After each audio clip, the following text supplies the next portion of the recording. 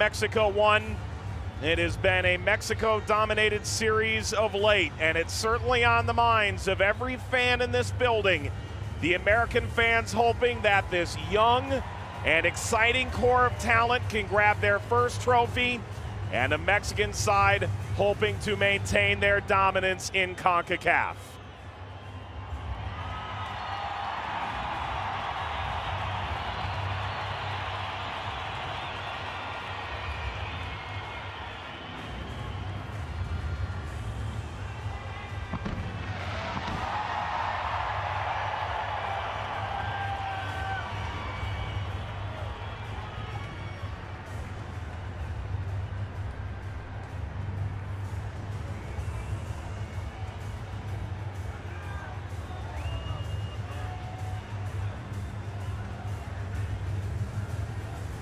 Denver, Colorado, and Empower Stadium at Mile High.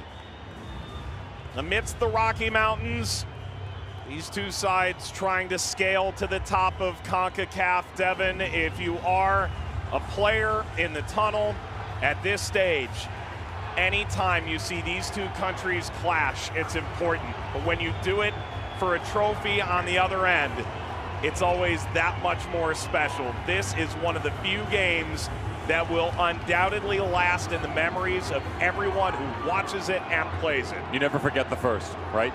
As a player, as a coach, whatever it may be, there's always going to be something etched into history, and you just want to be a part of it, right? You don't want to be a spectator in a match like this. So last-minute preparations, letting each other know we're here for a reason. You know, this is an extremely long journey, of course, prolonged because of the pandemic. But that's given both of these teams some opportunities, progress some of their players a bit further than maybe we would have seen if this final match had actually poked its head off earlier. And that's not the case, though. Now an opportunity, guys like Uriel Antuna make their way regularly into the first team. He'll get a feature tonight. Youngsters for the United States men's national team like Gio Reyna. An opportunity at the highest stage to showcase yourself to the world. A stadium which holds 76,000. Undoubtedly it would be full under different circumstances, but with all that's gone on, perhaps this one will mean just a little bit more. The inaugural edition of CONCACAF Nations League concludes tonight as the U.S. and Mexico meet yet again. Is today the day that Christian Pulisic and this young American side, the youngest to ever contest a major final, begins to live out the expectation and the anticipation of this core of young American talent already called beginning stages of a golden generation? Or does Mexico continue to own this region? The reigning champions of the Gold Cup. The anthems to play in Denver in front of a raucous crowd at Empower Stadium at Mile High. Ladies and gentlemen, please rise for the national anthem of Mexico. Damas y caballeros, les pedimos ponerse de pie para el himno nacional de México.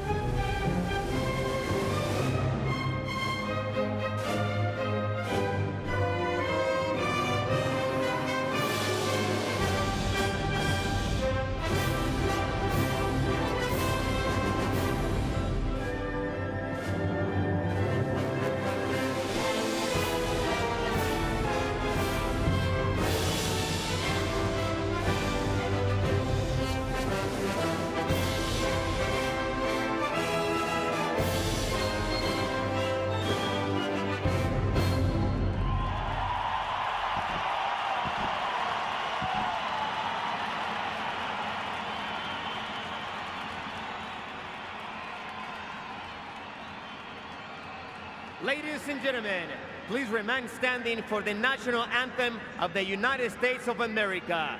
Damas y caballeros, les pedimos permanecer de pie para el himno nacional de los Estados Unidos de América.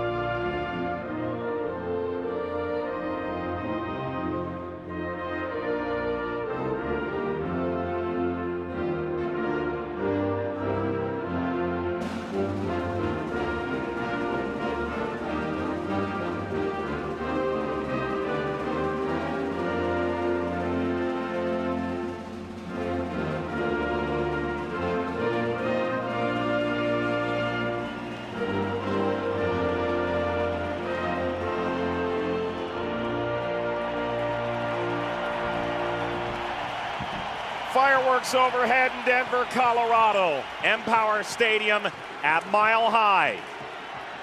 Host of 3 Gold Cups in the last decade. And now host of the first ever Concacaf Nations League final. The United States taking on Mexico. With Devin Kerr-Mike-Watts, Greg Berhalter sending out a lineup with notable changes, including one in formation. Yeah, we're going to go to a 3-4-3 for the United States men's national team. The 3 changes, notably, are going to be Leggett to the bench, Ewell, as well as Anthony Robinson. In will step Tim Ream, alongside John Brooks on the back line. Kellen Acosta will go to Weston McKennie in the middle, and DeAndre Yedlin from Galatasaray will go to the outside right. Mike, tactically, we'll get deeper into this, but this gives this team an opportunity to have more fluctuation within their movement going forward, still maintain the coverage defensively when they drop back. The referee is Panamanian 42-year-old John Pitti. This is his second international final. He oversaw the Tigres Monterrey final in CONCACAF Champions League in 2019. Christian Pulisic and Memo Ochoa, standard bearers both, meeting alongside. The VAR hails from Canada. It's Drew Fisher. Danian Parchment of Jamaica, his assistant. The first final in CONCACAF history with VAR.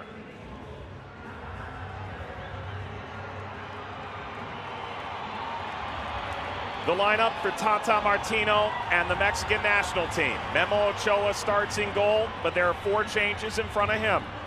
Those changes will come 3 in the midfield, which are interesting because of the fact that Arteaga, Guardado, and Lainez take a seat. The big one for me is actually on the outside with Gallardo. I like that change because of the fact that he was so influential. You do wonder Guardado going to the bench. But more importantly, the fact that this team has come under a bit of scrutiny and the fact that their number 9 has not stepped up. Diaz, of course, being hurt. They go with no number 9 today. You bring Corona up to the front line. Chucky Lozano will step into the false 9 position. Uriel Antuna will occupy the right flank. Greg Berhalter was asked, 3rd time the charm, as he walked into the stadium. He said, I sure hope so. For Tata Martino, so far a perfect record against Mexico's North American rival. A CONCACAF Classico if there ever was one. This Nations League ends as many anticipated. Group B winner Mexico, Group A champion the United States. Josh Sargent stands over the ball. Soak it in. The United States and Mexico kick off the CONCACAF Nations League final in Denver. Pinged forward by Reen. And will run out by Araujo. Devin, for the American players, 24 years, 206 days, the average age of this starting 11. Ball to Ochoa, drives it away from Reyna, the 18-year-old. How difficult is it to manage your emotions? For many, this is going to be among the biggest games they've ever played. even if their captain did just win UEFA Champions League at Chelsea a week ago. Well, it's not just his UEFA Champions League when Mike recognized the fact that we talked about this last time out for the United States squad, 12 domestic trophies for their teams in the calendar of 20 and 21. 13 of these players will actually be representing their squads within Champions League next year. So the success is already there. Corona intercepts. Corona scores!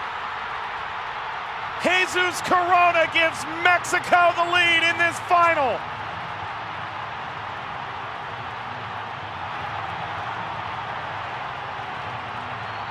A self-inflicted wound of catastrophic variety for the United States, and the Mexicans pounce. And the key talking point is always going to be not what you've done with your squad, but what you can do for your country. Lackadaisical playing out of back by Mark McKenzie. You cannot play a hospital ball like this. It's got to come out. It's got to come with pace. You gift it right to Jesus Corona. Zach Steffen is in a lose-lose situation.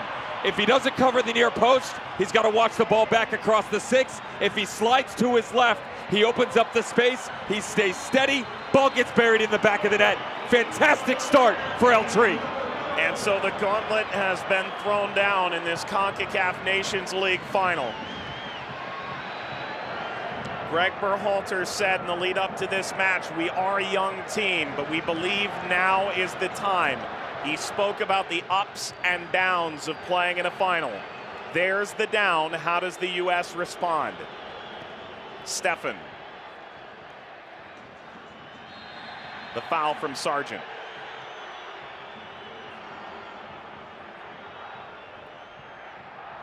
Just look at how poor this ball is. I mean, Mike, honestly, this is the type of mistake you cannot make. Mark McKenzie buries his head in his hands. He's got multiple options here, to be fair. He could come back with this ball if he wanted to. I see where his head's at, his vision. You said, how difficult is it to control your emotions? It clouds your judgment, and that is exactly what happens here just inside of a minute. When in doubt, just knock the ball long. It's that simple. Mark McKenzie's 4th international cap comes in a final against Mexico. And the Mexicans have taken immediate advantage of the American gaff. Mexico operates out of the back. This is a unique crowd. It will feel highly partisan in each direction at varied times, despite this game being played in the United States. The throw for the U.S., McKenzie. This is going to fall kindly for Sargent. Sargent drives, delivers. Ochoa down to his knees, steers this up the line.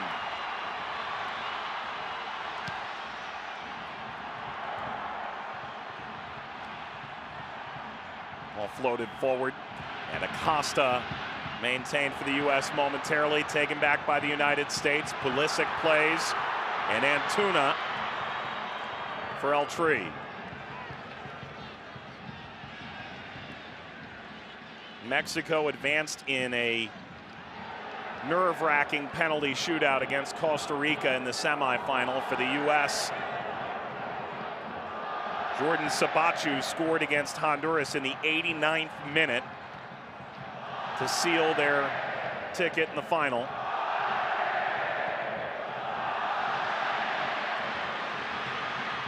Brooks.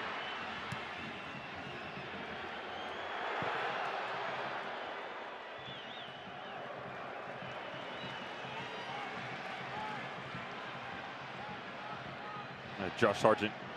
Just watch the last touch, Mike, right there. It's a bit behind him. He also loses his footing. He goes to plant, comes out from underneath him. The criticism of Josh Sargent comes in a variety of forms.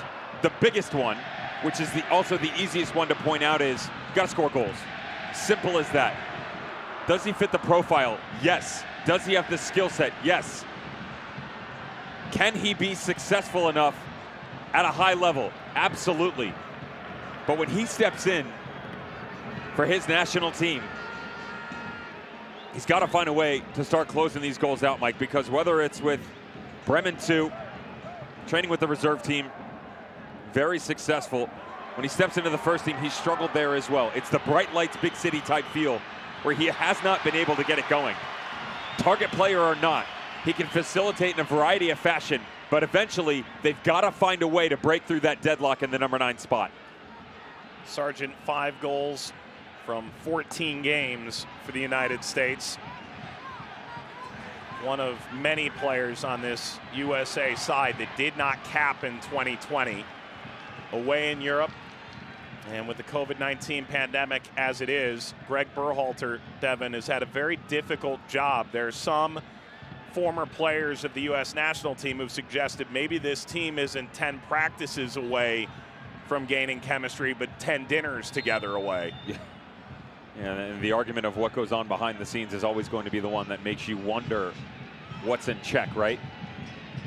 Understand that with success as individuals within your own respective clubs, Mike, comes a confidence that can A, be contagious, but it can also turn to cockiness. When results don't go your way, that's a difficult thing to start to reel those personalities back in, and the United States has a little bit of that. The counter argument that would be, for years we were asking for this. For years we were asking for players to be world-renowned, to be recognized. Guys like Weston McKennie at Juventus, guys like Gio Reyna at Borussia Dortmund. Of course, Christian Pulisic, and the list goes on and on and on. But eventually, at some point in time, this brotherhood has to take a step together. Brooks being excommunicated from the conversation, and DeAndre Yedlin has received a warning. And to be fair, it's a foul for sure on the arm, but he doesn't catch him in the foot. Yedlin moving to Galatasaray in Turkey back in February. He actually just bought a portion of San Diego Loyal, Landon Donovan's second division American USL Championship side in the past couple of months as well. Time in Seattle, moved on to Tottenham, loaned out to Sunderland, into Newcastle where he spent quite some time. Yedlin here.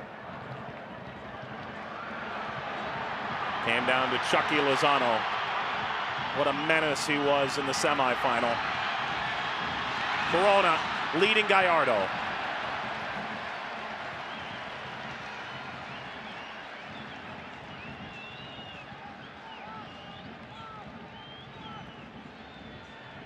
Devin, I think there's a certain unpredictability in this final between the USA and Mexico that perhaps is lacked in recent games. What will the U.S. bring to the table? Mexico making 4 changes, including their captain Guardado coming out. This felt from the beginning like it was going to be a very rocky first 10 minutes, and in truth, it was a rocky first 65 seconds. El Tri had no problem going after it, though, did they? Regardless of the fact that it was gifted to him, they still had to put the ball in the back of the net. A fantastic finish by Jesus Corona, by the way. And John Brooks, inside 10 minutes, to be fair, has talked his way into this one, ever present on the referee's mind. Holding down the fort between Mark McKenzie and Tim Ream. You hate to say deserved 10 minutes in, but 3 infractions. Referee obviously trying to set the tone for what this game could go be.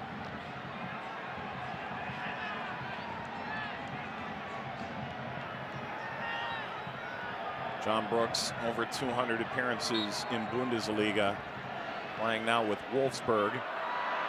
His free kick was lackadaisical in execution.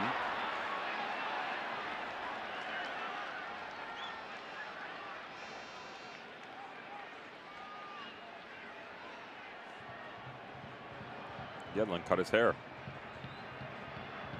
He's got a lot of haircuts. Something that's got to add, you know. Figured we'd just throw that in there. Sure.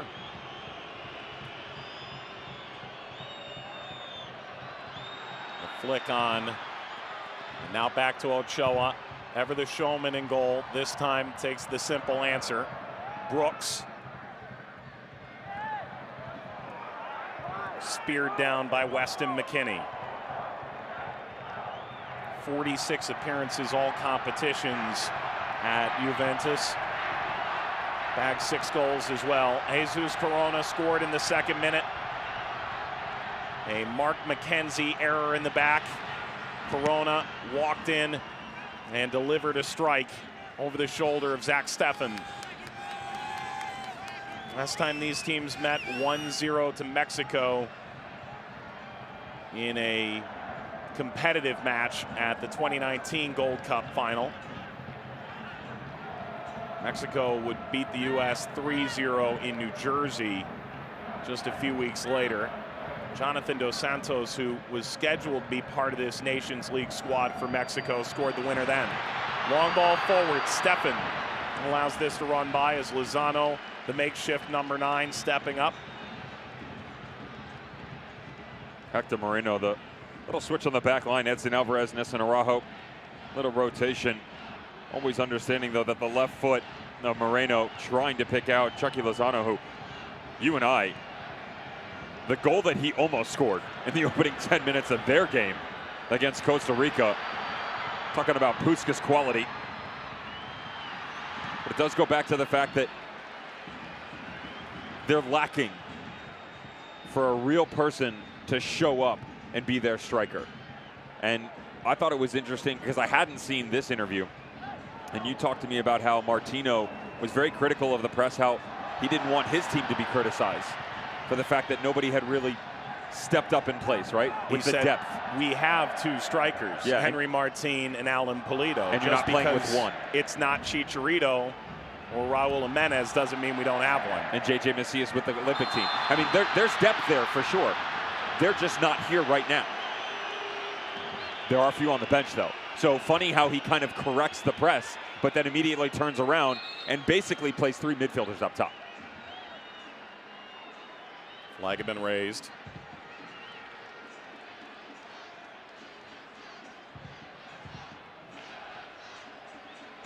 Rolled on to Brooks, who grabbed the early yellow card. Dicing through midfield, came up short of Weston McKennie. Yedlin hip checked by Corona.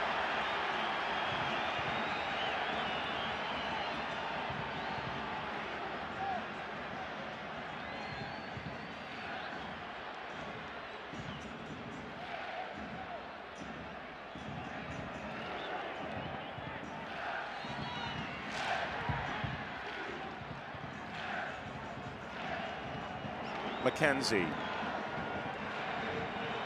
one of the players that came out of Philadelphia's suddenly blossoming academy into a major European transfer going to Belgium, all the while watching now fellow national team teammate Brendan Aronson move to Austria and Red Bull Salzburg. Gallardo for Mexico. This is Moreno.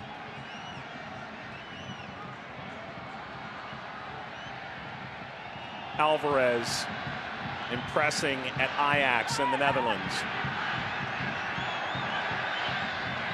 Ajax reportedly refusing to allow Alvarez the opportunity to go to Tokyo with the Olympic team.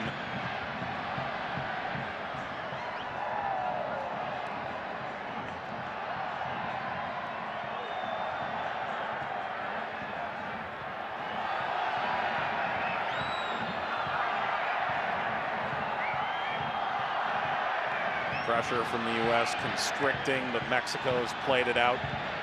You have to be careful for the United States that you're not baited in these situations because of the fact that Edson Alvarez, he's going to be your main center back on the back 3 for Mexico between Araujo and Moreno. A handball. But what ends up happening here is because of his distribution skills, being so accustomed to playing in the 6s, he'll make that step into the midfield. And as he does, you would think maybe they would close the back line. That's not the case. They'll spread their center backs even further, and they pull their wing backs back, and they turn it into a 4-back system. So they start to overload the midfield. Alvarez starts to combine with Herrera.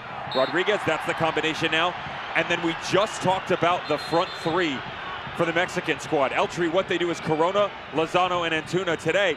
You think you've separated the head of the curtain, so to say, right? But as Alvarez steps into the middle, the next thing you know, you've got 7 dropping in, and you pick your poison what you want to do going forward. the United States is going to have trouble with that rotation because that's not like a squad they've seen recently. Is that rotation similar to how Tata Martino approached things at other stops previous, including Atlanta in the U.S.? Fantastic question. Some of it is similar to Atlanta United. The difference is his center backs at Atlanta United, he wouldn't allow that step as often. Edson Alvarez is given carte blanche. He can do what he wants because of the freedom with both feet, because of his understanding of the system, and the fact that he gets this opportunity both here and abroad with Ajax, because they play him in both situations. The main component you want to watch is what the midfield looks like when they do make that step and they start to combine with each other, because he overloads it. And the next thing you know, the United States, specifically Acosta and McKennie, are going to look around. 5 shirts from El Tree closing them down. Yedlin.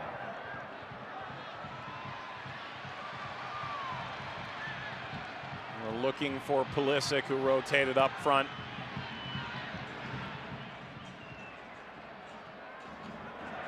Ahead to Sargent, leading Reyna.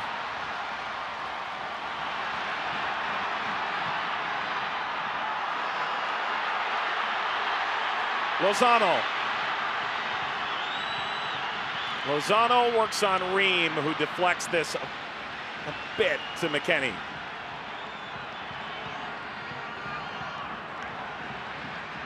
Rodriguez into the challenge. Pulisic helped up. Certainly made headlines when he was wearing a United States national team hooded sweatshirt while carrying around the UEFA Champions League trophy, with Chelsea coming on as a substitute in the final against Manchester City. He was asked to Greg Berhalter whether Pulisic would be ready to go or if they'd sit him down in the semifinal. He said, "That's not a conversation I'd have." Steffen yanks this down. The Manchester City goalkeeper throws it out the other way, and Serginho Dest for the U.S. Dest with speed and tenacity. Dest is around Alvarez now, leading this ball forward for Pulisic, making the late run. Tremendous individual effort. Now Reyna, Pulisic, ricochets back. And now Acosta with a deflection. And again, Mexico can't clear. Yedlin. Reyna, short of Sargent. And a foul brings down Lozano. It's excellent pressure from the United States going the other direction. The back line has to be better here because McKenzie and John Brooks both had their hands up asking for an offside. They didn't continue the run. Have to follow suit on the play. Good news, Zach Steffen off his line, recognizes it. Excellent pickup. Watch the step again. Here's Alvarez stepping into midfield. Everybody starts to pursue forward, and then El Tree goes. This will get over Ream. The attack is on Antuna, nearly for Lozano. Brooks, a dynamite intervention. There is an infectious energy right now in this stadium. Something that, frankly, many haven't felt in a long time.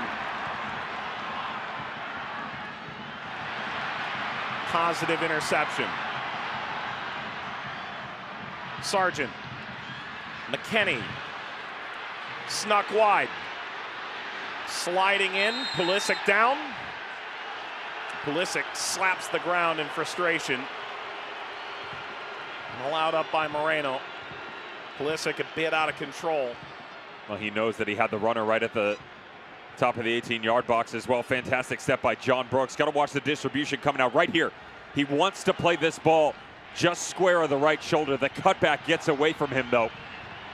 Christian Pulisic, Gio Reyna, trying to find a way in this match 20 minutes in. Devin, the question for Christian Pulisic not too long ago, where does he best fit within the U.S. national team? More central or in a wide area? At Chelsea, it seems that that question has been answered. Opportunity maybe for Reyna. Reyna's broken through, sees parting, deflected away toward Pulisic. And Mexico gets this out of harm's way. A really chaotic moment in the 21st.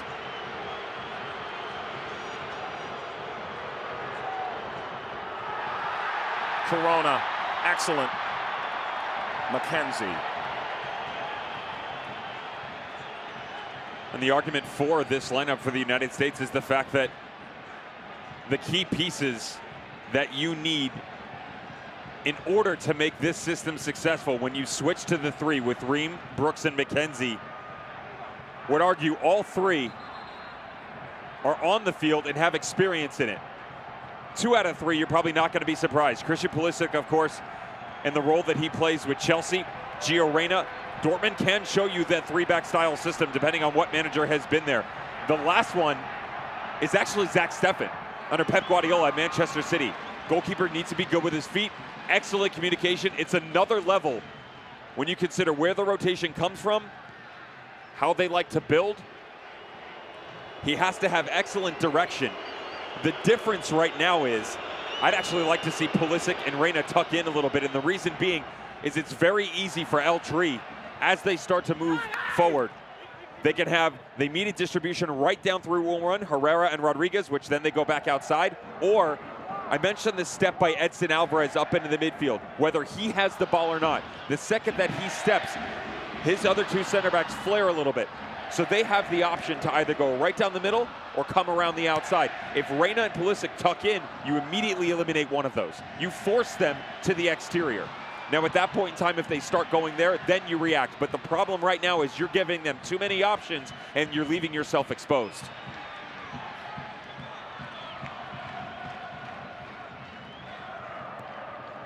Moreno. Lozano. Antuna can operate. Perhaps that was a bit more under control than it seemed, but Yedlin sends this out.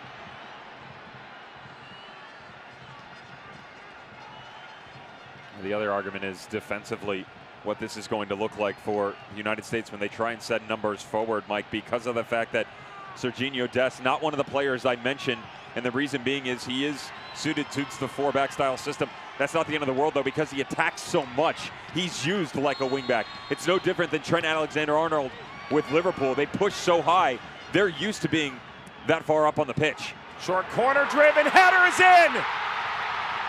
Hector Moreno from Herrera, 2-0 Mexico.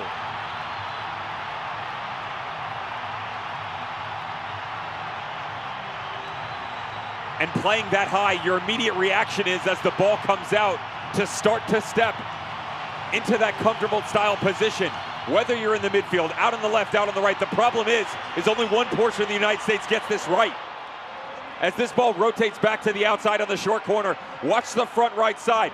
They drift up, the backside stays, and everybody just stands flat-footed. Edson Alvarez drags the runner off the 6. Hector just sits in front of him. And Moreno has plenty of space as this ball is whipped in by Herrera. No marking whatsoever. Acosta, McKinney, just standing round. Too many white jerseys, too much time, too much space, and too easy for El Tri. And this may be looked at for a potential offside. John Pitti is going to go for the first time in an international Concacaf competition to VAR. Drew Fisher of Canada is the VAR official, and I think this may be coming back.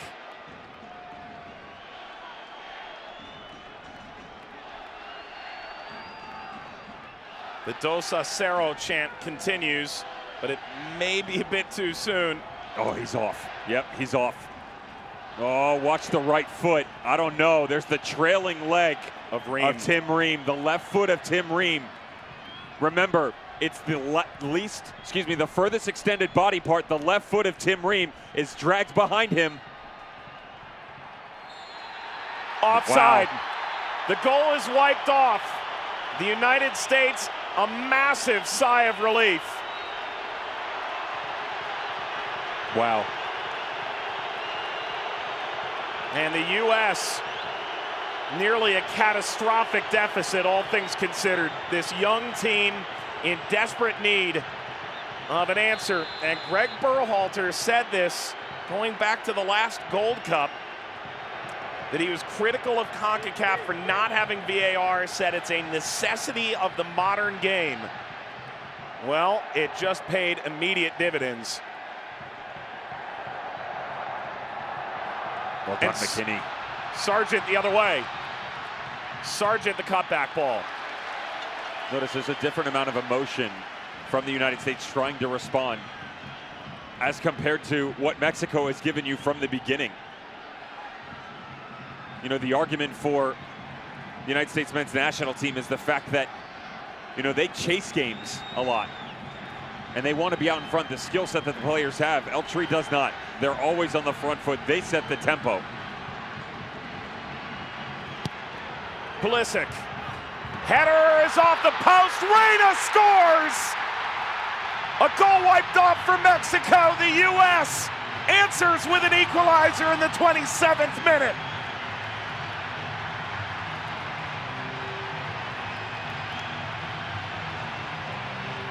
What a remarkable turn of events in this Nations League final. Made this argument to you in the Honduras-Costa Rica match. It's the time-old tale of restarts and what you're going to do after the opposition puts you in your place. Good fortune on one end turns to fame for Gio Reyna on the other. Well done on the initial header by Weston McKennie. So many times we've seen him do this at Juventus. The deflection off the inside of the post. Gio Reyna laying and waiting. Berhalter cannot believe it. The emotion and response after a goal, both positive and negative, can be a true detriment to a team. The United States on the positive end of that. Lozano. Lozano dances. McKenzie.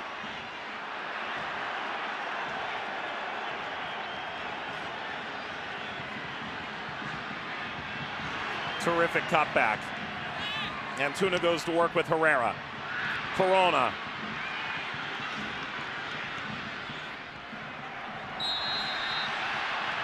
Foul, Rodriguez.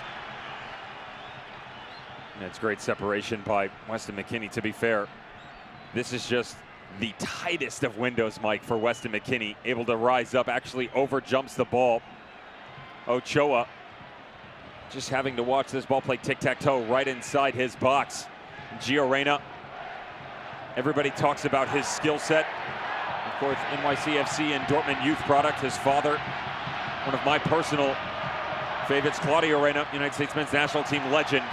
It still takes, at the ripe old age of 18, some kind of swagger to be able to tuck this ball home. Reyna's mother, a national teamer as well. This will deflect and head wide. The offside flag was going to be up on this.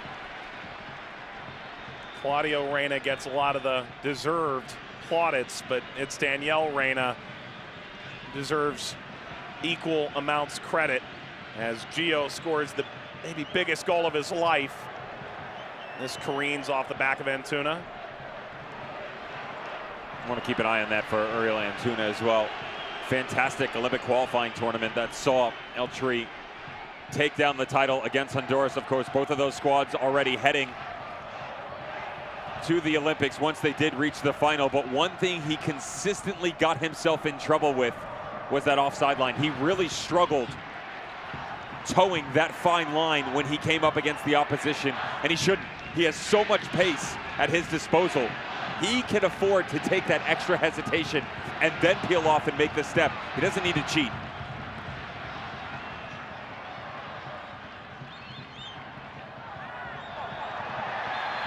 McKenzie.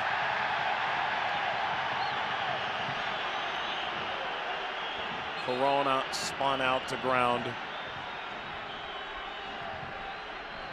Half an hour gone. One goal apiece. Reyna in the 27th, Corona in the 2nd. At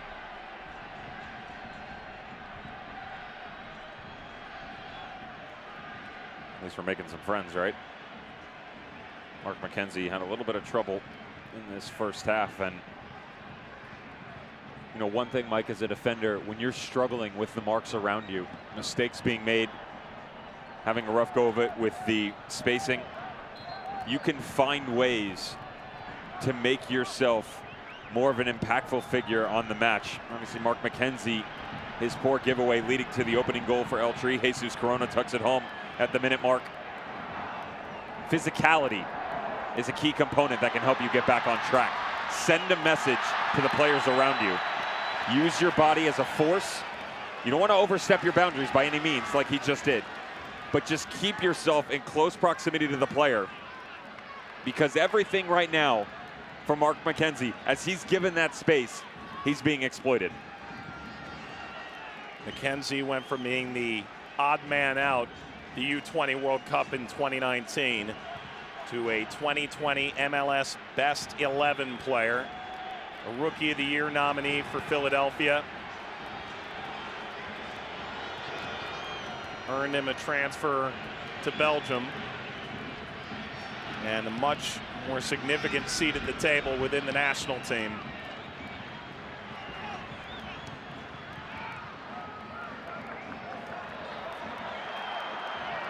Weston McKennie.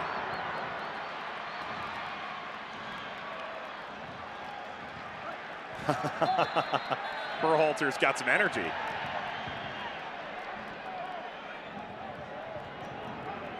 And a refined fashion sense. Yeah. It's the casually elegant, as we like to call it. Will that be a tux or a dinner jacket tonight, sir? Neither. Ream circles back. McKenzie pinching in and launching forward for Yedlin.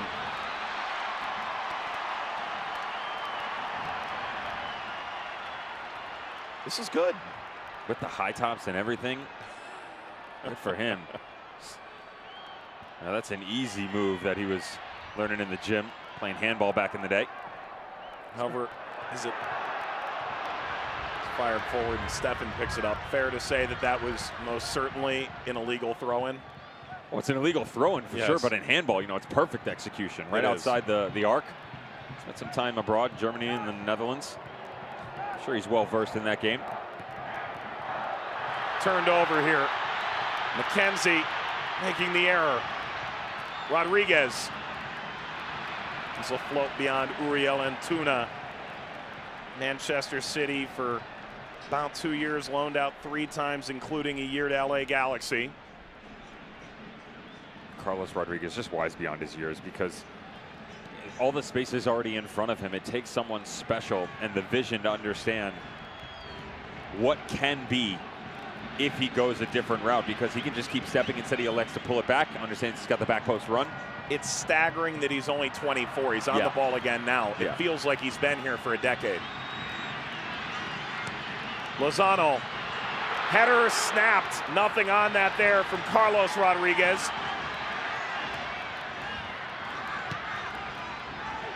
Ball driven across, that's Brooks. This will come out to Luis Rodriguez.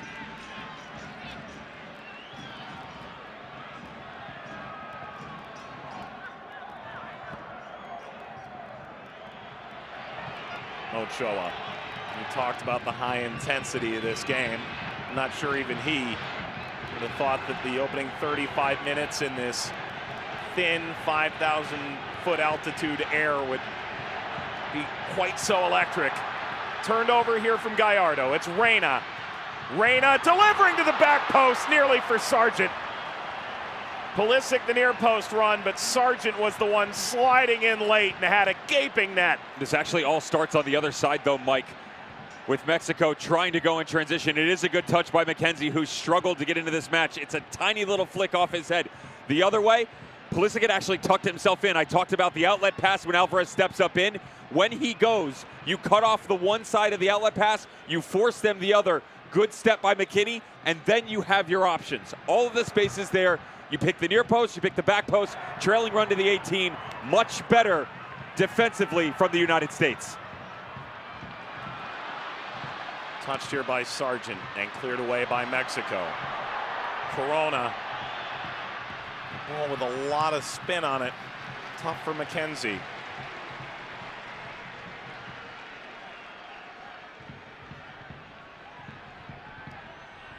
if you're going to play 3 in the back, Devin, McKenzie had to be good tonight against this Mexican side, and Corona at times has made his life miserable. Lozano, that deflected. Antuna!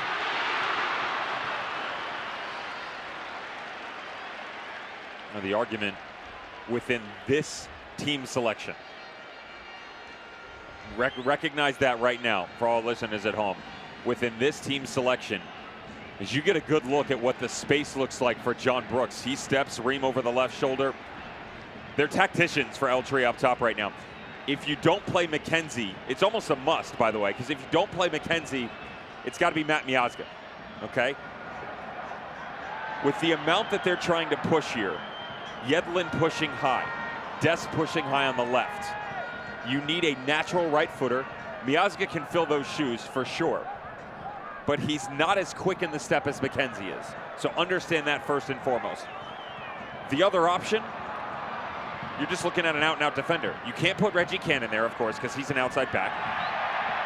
So you're basically forced with one out of the two. McKenzie is the better option. Now you want to talk the left side, that's a different story, but McKenzie is the better option here. You just need him to continue to find a bit of confidence. It starts with a little deflection on the header. Everything else will follow suit. You also have to watch John Brooks because he's getting pulled out a lot, and that space in and around him, because of him stepping up into the midfield, has been very easy for Chucky Lozano and Jesus Corona to step into.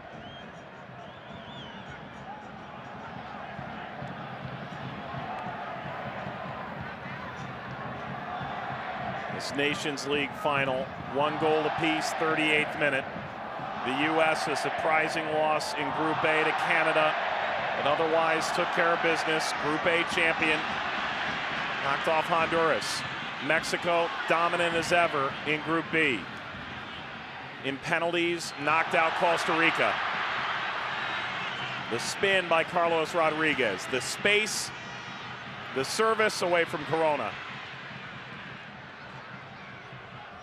The last time the Americans managed a win in a competitive match against Mexico was a 2013 World Cup qualifier, best described as 2-0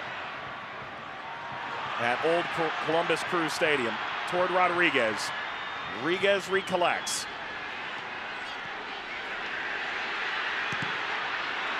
Crowd egging on a shot. Rolled out.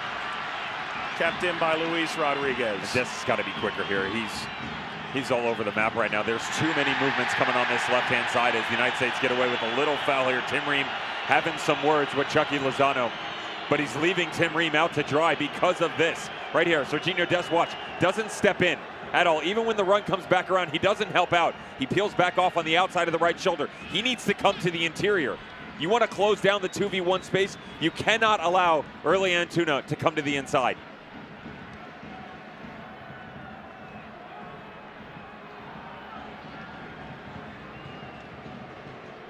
Stefan.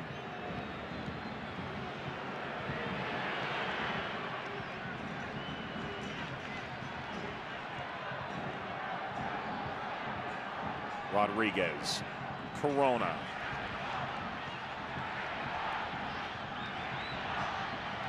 Alvarez.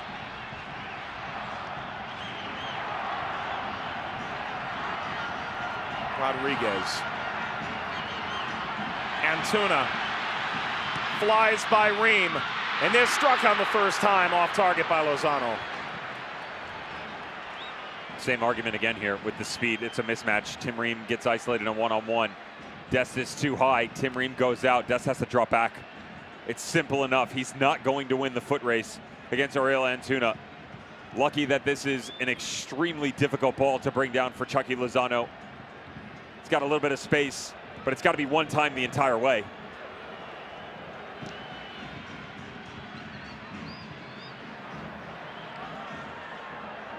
Herrera.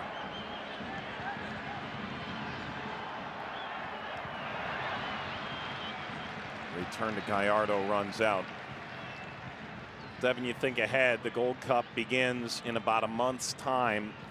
Both these sides are likely to look fairly different. Mexico thinking ahead to the Olympics to some extent. For the United States, they've already spoken about using a different squad, allowing a lot of these young players to get back to clubs in Europe, participate in preseason, continue their development at the club level.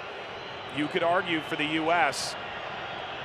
that maybe at this stage it's still more important to see performance out of a young team than it is to win, and yet the longer you go without beating a team like Mexico in your region and proving that you belong on that stage, the more concerning it is for the generation you're hoping to develop.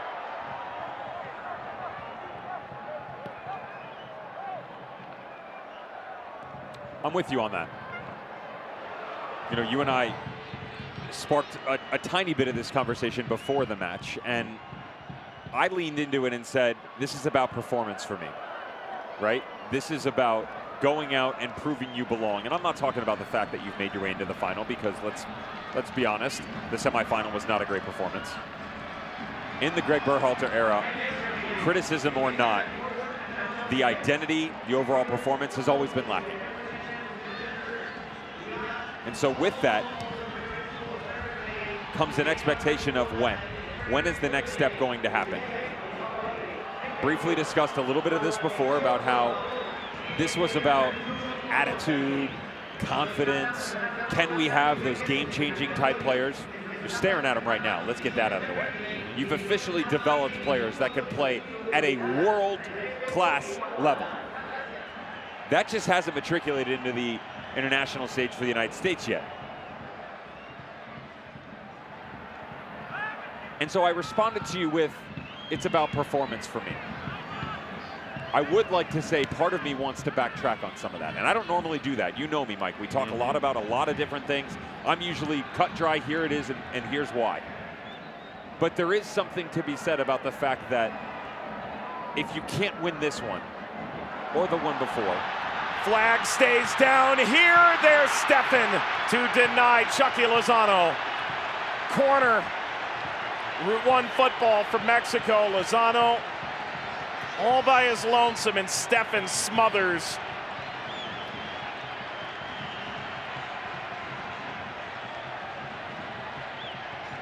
We're back to our proteges and what those prodigies can look like moving forward. With the amount of daylight on this movement coming from Mexico, you had to imagine that he was in an offside position. Berhalter not agreeing whatsoever, but as this goes, see, the ball's not being played there. Bad representation of what this play looked like. Short, Herrera. That's a long way out to score. So just to finish off that point, there's something to be said, almost like a bad news bears type thing. If you continuously keep losing, regardless of talent, there starts to become a seed of doubt that not only plants itself within the next performance, but for generations to come. And I'm not saying that for generations to come, the United States is going to continue to do this. What I'm saying is just like the confidence can become contagious, the losing mentality can as well. It's almost like you step up and say, well, maybe we have a chance, instead of, we're going to win this thing. So I'm with you on that. I thought that was very well put by you. Write that down. It's not going to happen often. Indeed.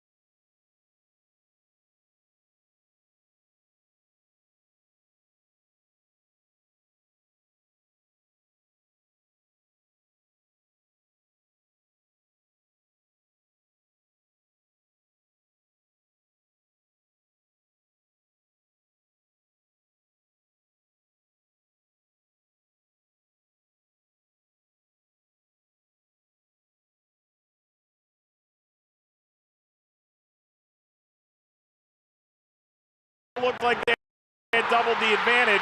It looked like Ream's heel would keep Moreno onside. But after the first use of VAR in Nations League and at the highest level of Concacaf international play, offside. Still not convinced that it is offside. The foot, the way that it drags compared to the arm for Moreno, it's a gift for the United States. And I'm saying that given what we've seen globally and how it plays out. It is nice to see that it's not a fingernail that calls to the offside position. And you don't need a fingernail when it comes to Weston McKennie. His header off the far post, great little flick and a tiny bit of space that he has. 18 years of age, never know it. Gino Rea, the coolest kid on the block, gets them equal. Corona in the second, Reyna in the 27th. About a minute after the second goal was wiped off the board for Mexico. 1-1 at halftime in Denver as this CONCACAF Clasico is preparing to reach the top of the mountain in the Nations League final. The second half is coming up from Denver.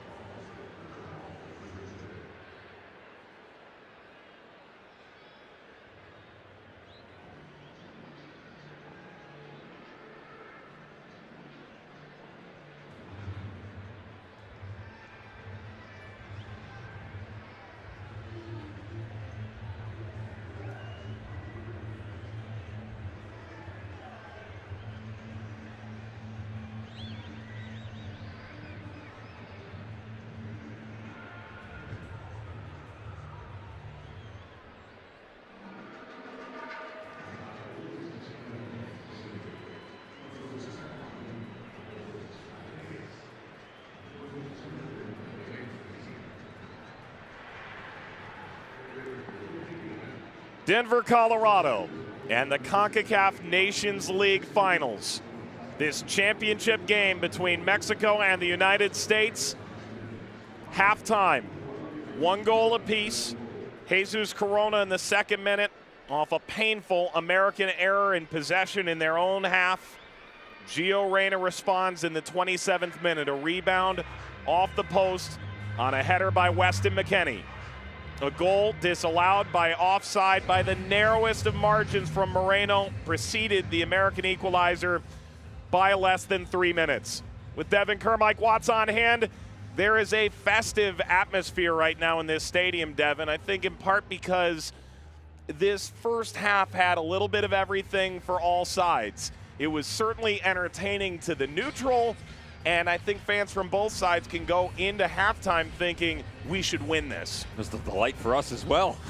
Like a kid in a candy store getting an opportunity to really take a look at what all the managers are throwing at us tactically, and expect that to continue here in the second half because they're two good students of the game who recognize that this teetering and tottering, if you will, if I'm going to move left, you're going to move inside, they're going to go back and forth. Can you keep your emotions at bay?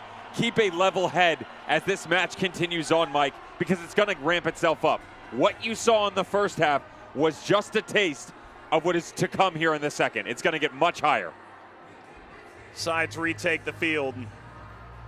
Empower Field at Mile High opened in 2001. It hosted the Gold Cup in 2013, 2017, and 2019, and hosted group stage matches featuring Mexico. The crowds here have always been boisterous and amped up, and it certainly has not changed in the inaugural final in Concacaf Nations League. This Mexican side with certainly some names that are well known and internationally renowned, and some young players that are just getting into the national team with certainly high expectations for the future against an American side that is almost entirely made up of that younger variety of player, the youngest American team to ever feature in a final.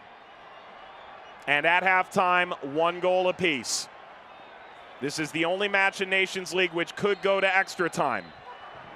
Mexico gets the first touch of the second half. Mexico in black, the United States in white.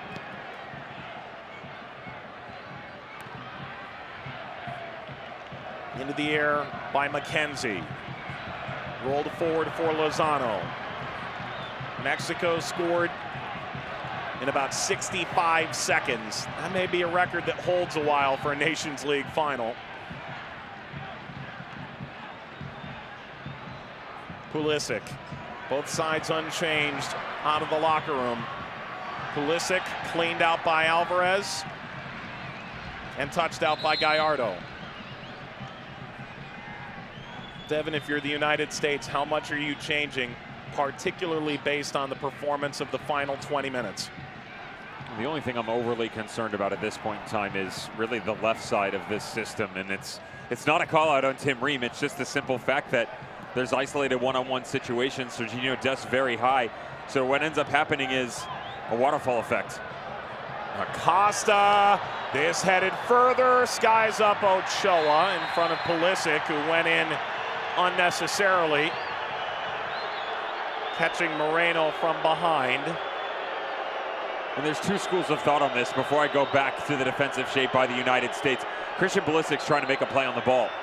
It's going straight up in the air. You're inside the 6. They're going to protect the goalkeeper, of course, and you know Ochoa is going to attack it. At the same point in time, as Moreno is sliding over, he's really obstructing the run of Christian Pulisic. It's a 50-50 ball. If the goalkeeper's stepping in, it's one thing. When it's a 3-man game, Moreno's just trying to run a screen here. So he's really the catalyst to his own demise.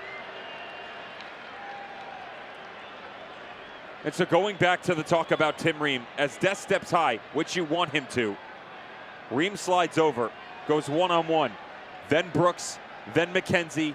And so what happens is it spreads the shape heavily of the United States, which those three already aren't known for a massive amount of pace. And now you've got them in one-on-one situations where they're chasing. Could be very problematic down the stretch if they can't make the proper adjustment. Brooks slides forward. Rodriguez pulling at Serginho Dest.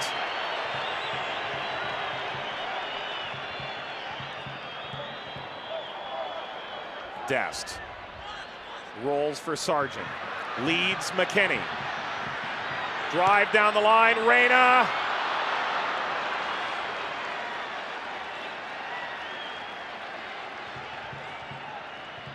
Reyna scored in the 27th minute in the German Cup final, the youngest American to play in a Euro domestic Cup final, the aforementioned age of 18.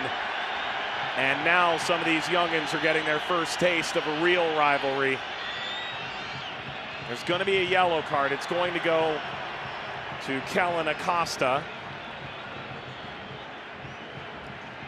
Unfortunately for Kellen Acosta, he's just going to be the sacrificial lamb in this situation for our referee, trying to settle the match down. Another rough challenge on Hector Moreno.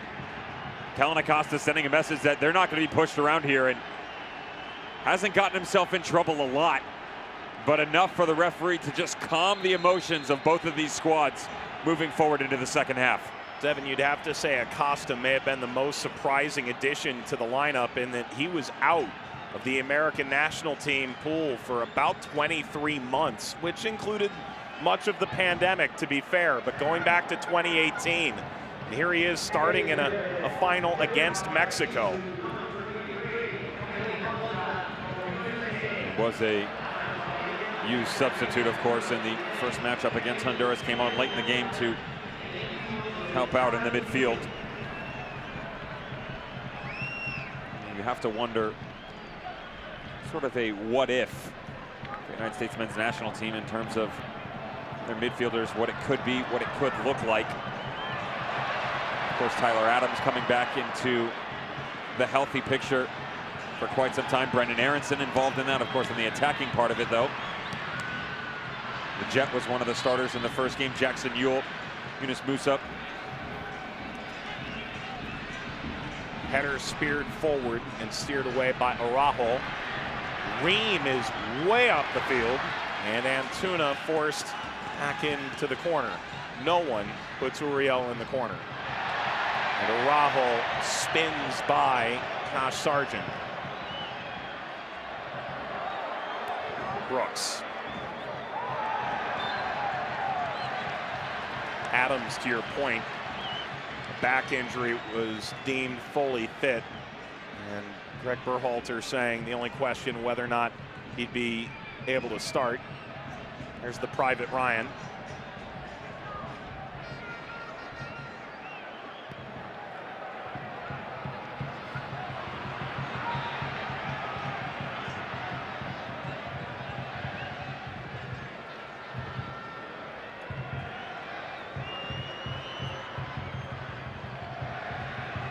Brooks.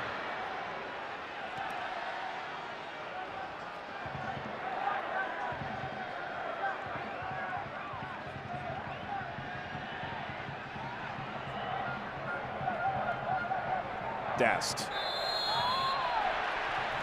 Rodriguez and Alvarez converging on Serginho Dest. Alvarez's role has continued to shift as this game has gone along. Yeah, it'll go all night long. Again, he's such a versatile player in what they allow him to do and the way that they line it up.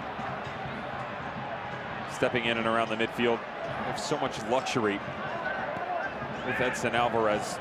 Actually gone into a more traditional type four-back system now as he progresses up.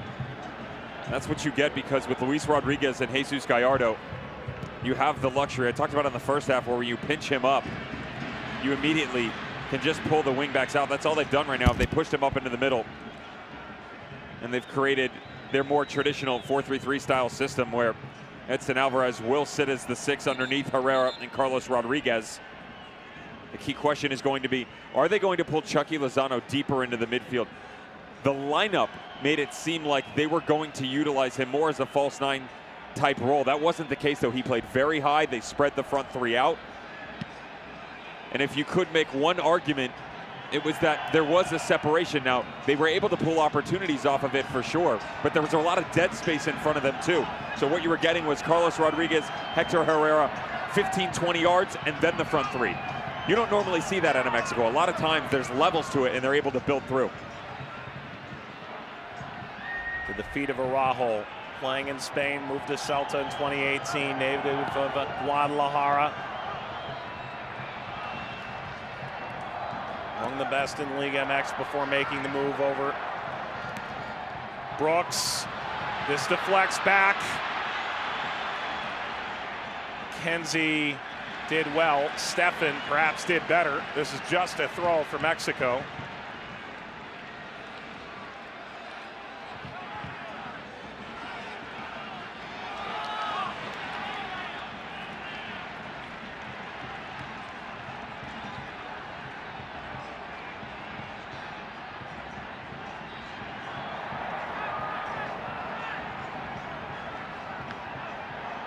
Reyna, that deflects. Alvarez pursues. Brooks. There's a foul, and Alvarez makes good with Reyna. Clipped him somewhat, it seems, inadvertently. Ream. Dest. Taken on by Rodriguez, and now Chaka Rodriguez lost his footing.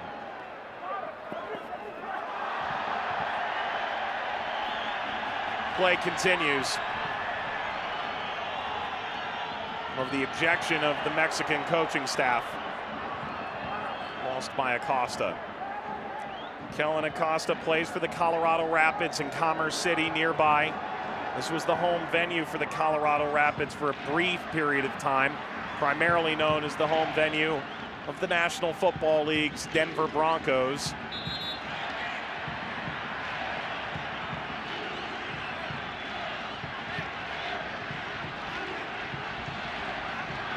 Skill stole his lunch money.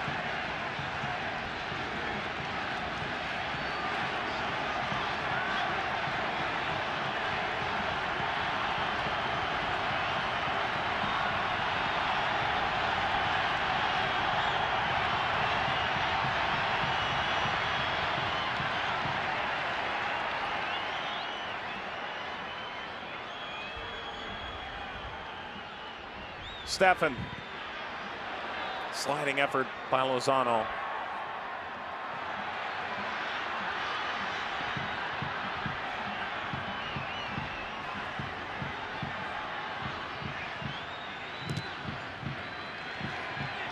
Reyna. Good defending. Stymied Corona. Will relieve a bit of pressure, but lost here by Dest. Herrera slips ahead, settled, and the shot is well off target. Last 5 minutes, Mike, for the U.S. It's their ill-timed giveaways. You're always going to have moments within a game where things aren't going your way. Zach Steffen, by the way, can breathe a heavy sigh of relief. He's looking over his shoulder here going, oh boy, here we go again. But on the turnover by Dest, the bad ball by Acosta, the giveaway by McKenzie, there's a theme around all of this that it's within 30 or 35 yards of your own goal. If you're going to make mistakes, you cannot afford yourself that type of luxury that close to your own goal. It's got to be further down the field. And that's something that I will say is very uncharacteristic. There's another one. There's Brooks this time, and a dicing ball ahead. The step over, Corona, denied by McKenzie. This is an unflattering run of play right now for the United States. They simply can't hold on to the ball. Acosta, and finally the U.S. across the halfway line. Pulisic, Dest. Serginho Dest, Pulisic, leans back, Acosta, Reyna, ahead for McKennie, Araujo, corner, United States. They get real lucky here, United States, because McKenzie, Dest, Brooks, I named a couple of them. Everybody seems to have some sort of giveaway in their back pocket, just gifting opportunities to El Tri. Fortunately enough, the judgment clouded in the final third. Corona, Lozano, Antuna not on the same page right now. Very fortunate here that they did not just go down 2-1. Two quality opportunities for the Mexican squad. Corner, USA. Toward Brooks. Dast on the first time, lashes left to the post.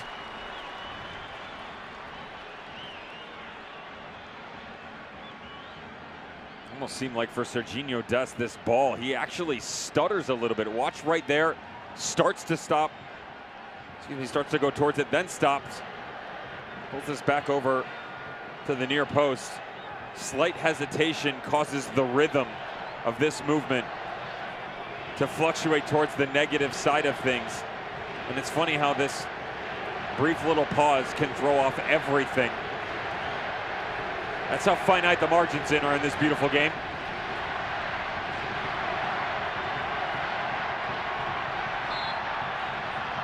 Mexico asked, coming into this game, who would impose their style.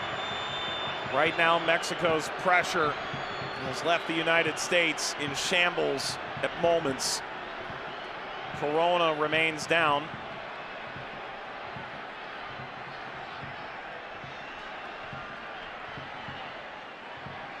Just banging knees there between Jandre Yedlin and Jesus Corona.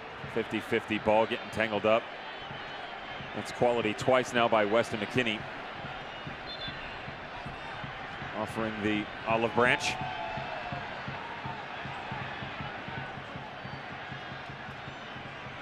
The U.S. preparing to make a change here. Timothy Weah. His father, George, a reputation that precedes.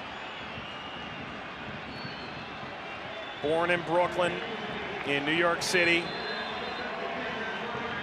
Dest comes off. Weah has 1 goal in 10 caps for the U.S. Did not feature in the semifinal.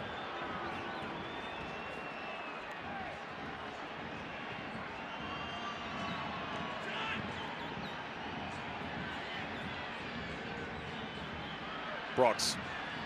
Ream.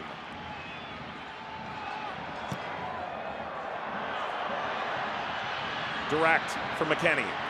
Ochoa.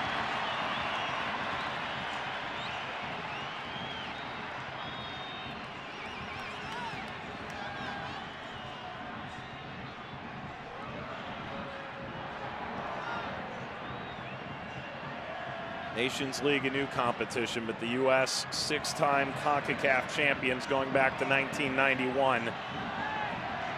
Mexico's history remarkable as ever. Altri has won 5 Gold Cup finals against the United States.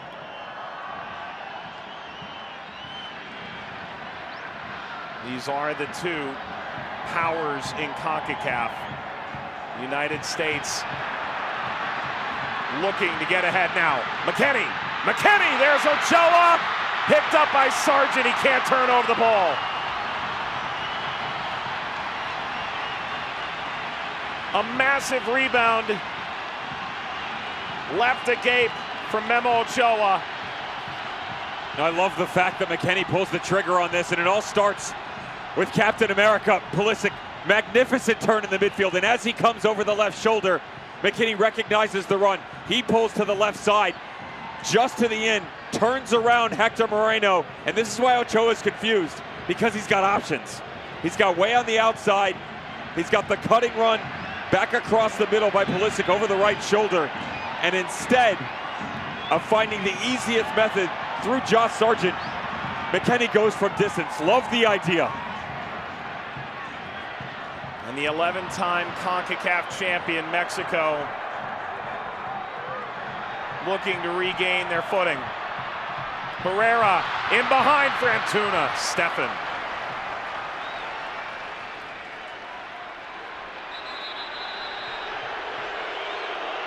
And with Steffen going down, you get a pretty decent idea of what the cut of the cloth is in this crowd. Or minimum, who's the loudest.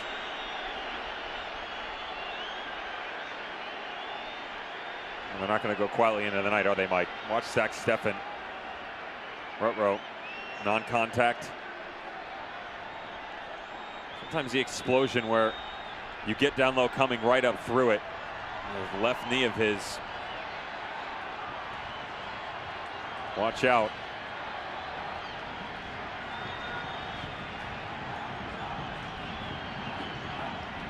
Steffen, 5 starts in the FA Cup for Manchester City.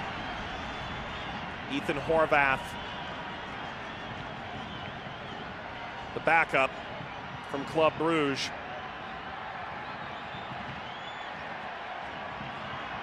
There's seemingly nothing at all to this movement, right? I mean, there's no contact. He's low for sure, but just comes up out of it, immediately grasping that left knee of his. Much was made about the fact that Zach Steffen, being an American, winning the Premier League, only played 1 game during the Premier League season in England. They had rings made, which is very much an American idea, as opposed to medals. And Steffen presented his just a few weeks ago before returning to the U.S. It was a charge under Greg Berhalter before making the move overseas. All eyes turn to Horvath here, certainly. Well, recognize the fact that for Zach Steffen as well, he's got a history of knee problems, unfortunately for him, dating back about 4 years. Started off with just a minor little tweak, turned into a patella. That funneled into almost half a season doing his MCL back in the spring of 2020. Fortunately for him, only 12 total games missed. That's, of course, because he ran in to the end of season. A lot of international opportunity not sent his way because of the knee issues. And that's the conversation right now. Right now, it seems obvious the direction this will go. Horvath has only started 4 games in the last 2 years domestically for Club Brugge. This is also buying a little bit of time as well, Mike. You know, for Zach Steffen. Horvath up immediately. Got to get involved. Got to find a way to stretch out and bring your emotional level, your mental level, Mike, to the magnitude of this environment that you're about to walk into. End of night for Carlos Rodriguez as Luis Romo steps on. Romo of Cruz Azul, a champion in Liga MX, something that hasn't been said in 2 decades. Left his family to join the Cruz Azul under-15 side. Acknowledged that he'd otherwise be a fisherman if he wasn't a professional footballer. All the while, Henry Martin has come on, one of the 2 strikers available. Corona comes off, and one would imagine that allows for a different role moving forward for Chucky Lozano.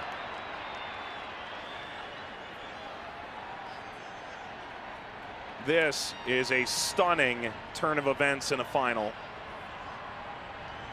Horvath did start the 2016 Interconfederational playoff against Colombia, as the U.S. missed out on the Olympic Games then. So he has played in a match of truly national significance. But the longer Zach Steffen is attended to here, with the clock continuing to tick,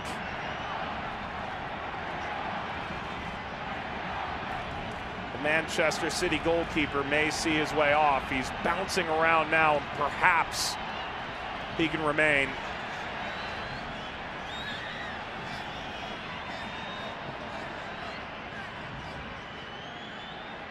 And that'll be it for Steffen. The U.S. will make another change. Jordan Sabachu, the hero against Honduras, is set to come on.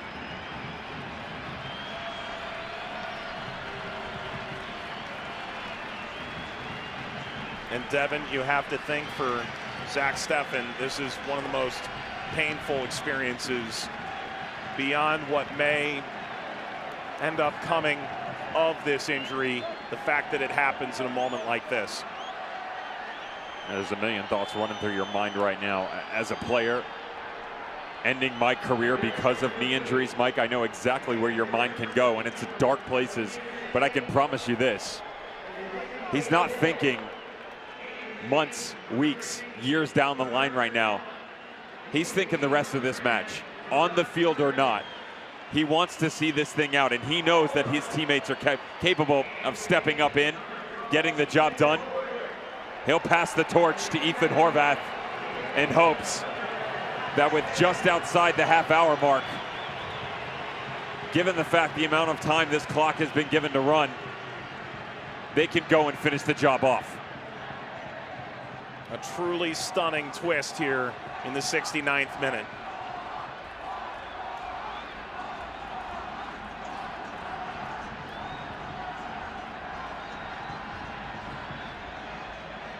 Horvath will put this in play. And the target, as much as the spotlight has been placed on the 25-year-old goalkeeper who grew up nearby in Highlands Ranch, Colorado, a suburb of Denver. And he may be under pressure earlier than expected. Antuna leading, Horvath caught between two minds, and fresh into the game, Romo sends this sprawling away from target. Mexico will continue to apply this pressure. They will go after Ethan Horvath because he's right for the picking. Already in decision, understandably so though.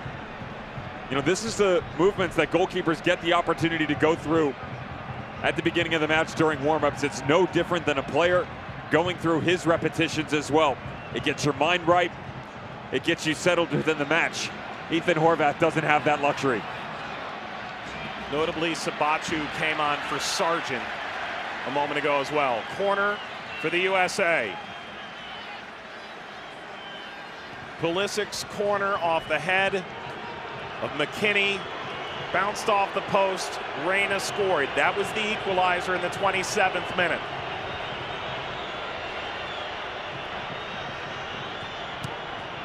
The corner here. Header is saved. Ochoa denies McKinney. A magnificent save. Well, they had a mismatch on the back post with John Brooks as well. Can't make its way all the way back over. Weston McKinney, tell you what, he can time these things with the best of them.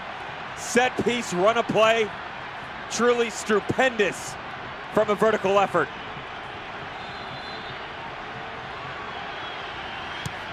Pulisic.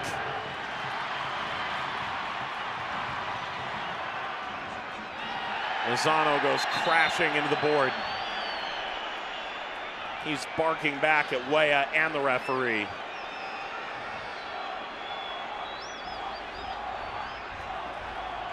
Memo Ochoa coming up with a tremendous save on the ensuing corner. This confrontation. There's not much in it. Not whatsoever. The referee understood that as well. It was right there.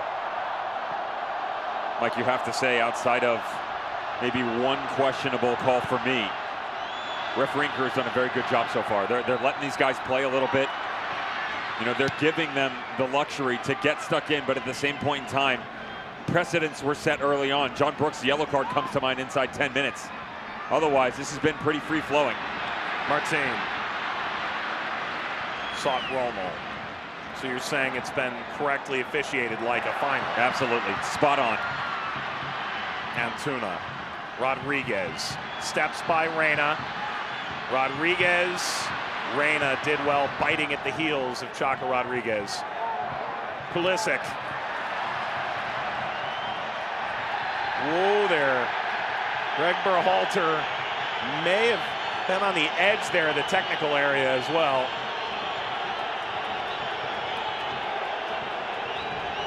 Greg Berhalter, U.S. national teamer, 44 caps, 9 years. What do you think? He's trying to pick up the ball for his own teammate, and he's Moving over, trips. See, the mistake there, as you said, for his own teammate. He's not on the team. That's the problem.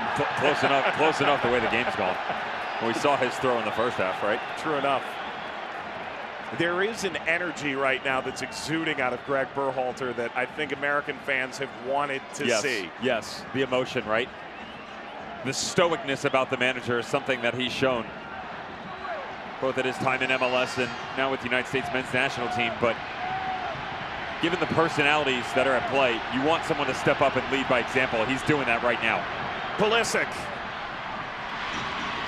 This is away. Herrera. Recovered by Weah. It's worth noting Mexico has never had a problem finding expressive managers.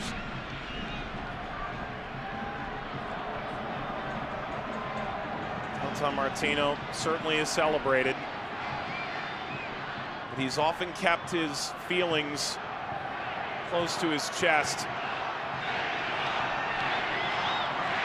as it amounts to his potential interest in the American job. The Athletic had a remarkable expose about his experience in Atlanta. He's largely shrugged off any of those comments, focused instead on the importance of playing this American side, of playing in this competition. Antuna, Reyna's done a great job tracking back of late. Well, keep an eye on this as well because of the switch that they've done, and I do understand part of this with Jordan coming on in the 9 role. Sabachu. Tim Weah has rotated to the right. Christian Pulisic and Gio Reyna are playing side by side right now, as are these 2 balls that are on the pitch. Referee doesn't see the other one, and he'll knock it out. And so Gio Reyna is actually assuming most of the defensive duties, dropping back underneath Christian Pulisic. You're going to get a good look at it right now. There he is.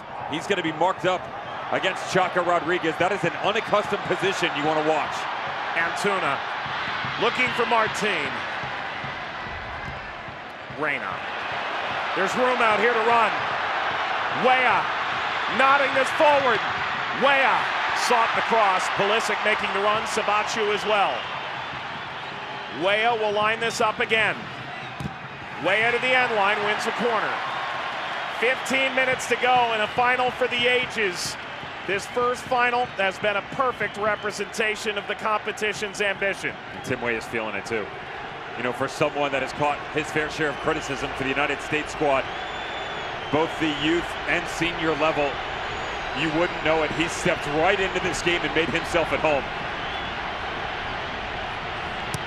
Pulisic. Header saved. Ochoa gets down. Looked like McKenzie may have been the one who made contact in a forest full of trees. Ochoa, another massive save on a set piece. Got to show you in this traffic, though, what these boys have been able to do, Mike. Doesn't matter if it's been McKinney, McKenzie, either one of them, through all of the traffic that is going on. Great job finding a tiny bit of space and redirecting it on target. Antuna.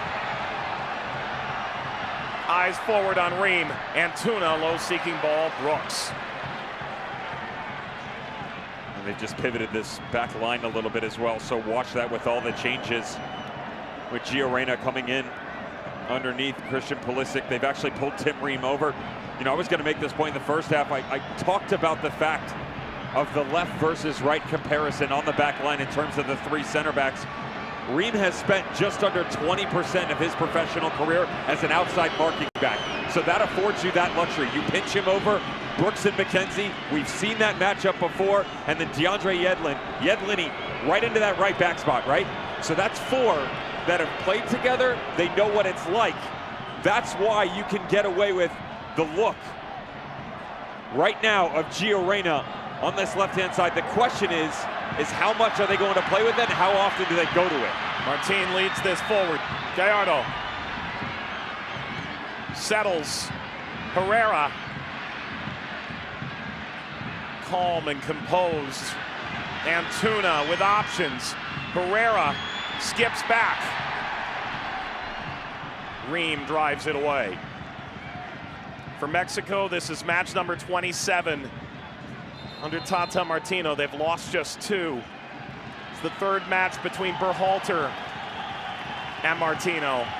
Mexico has won them both. Change for Mexico. Antuna comes off.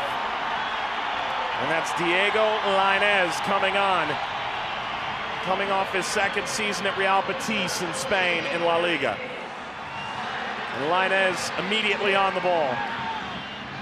Lainez around Ream. Leads this forward for Romo.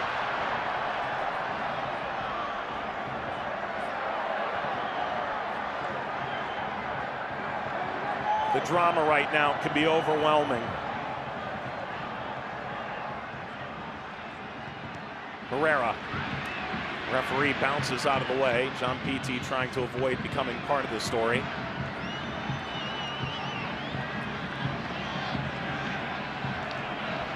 Devin Antuna was a handful much of this match.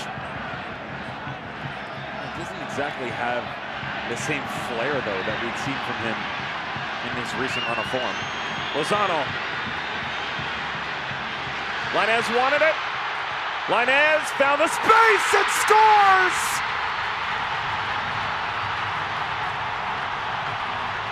Diego Lainez has given Mexico the lead in the Nations League final. A brilliant strike.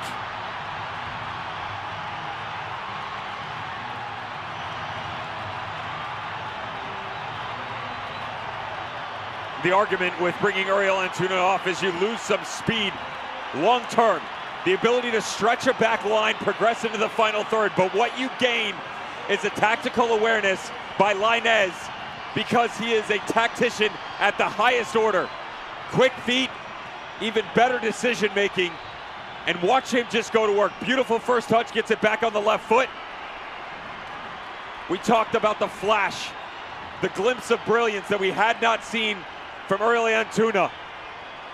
The flair has been sparked on this flank by Lainez in the bottom corner. Eltree back in front.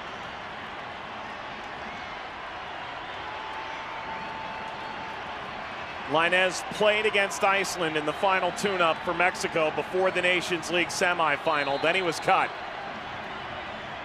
Eric Gutierrez pulled out of the team late, and Lainez returned into the 23.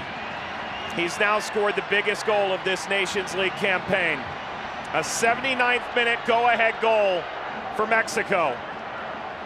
And the United States, who have had to pull level once, will need to do it again, or Mexico will continue to flex atop the mountain in Concacaf. Horvath.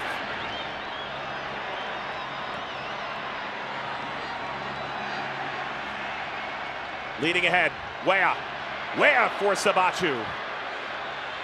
And this is out over the line by Rodriguez, caught underneath his feet.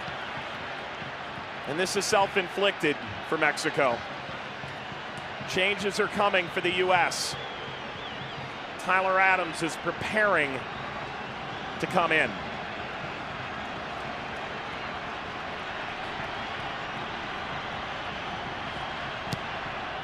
Corner for the U.S. Header down in! Another equalizer!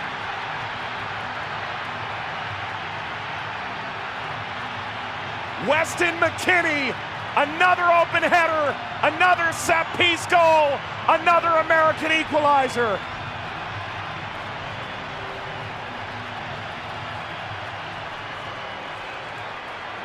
Problematic all night long. Said earlier, off his first one that was able to be tucked into the back of the net by Gio Reyna. You cannot sleep on Weston McKennie. You put a body on him, you beat him to the ball, it does not matter. Always finds a way, domestic or abroad, home or away. His form at Juventus has been something that is talked about for quite some time in his representation for this country. Could he do it at the highest stage when Berhalter finally got his team together? Seventh heaven for Weston McKennie, bagging his 7th goal for United States men's national team. Game on with 7.5 minutes plus stoppage to go. If we remain level, extra time looms. Tyler Adams came on at the previous stop. He was dealing with a back injury. It was said just over the course of the past few days, he was ready to play here today. Tim Ream comes off.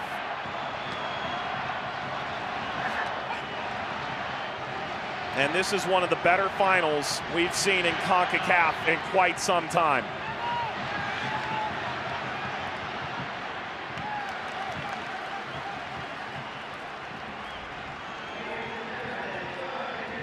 Reyna came off. Sebastian Lletget came on.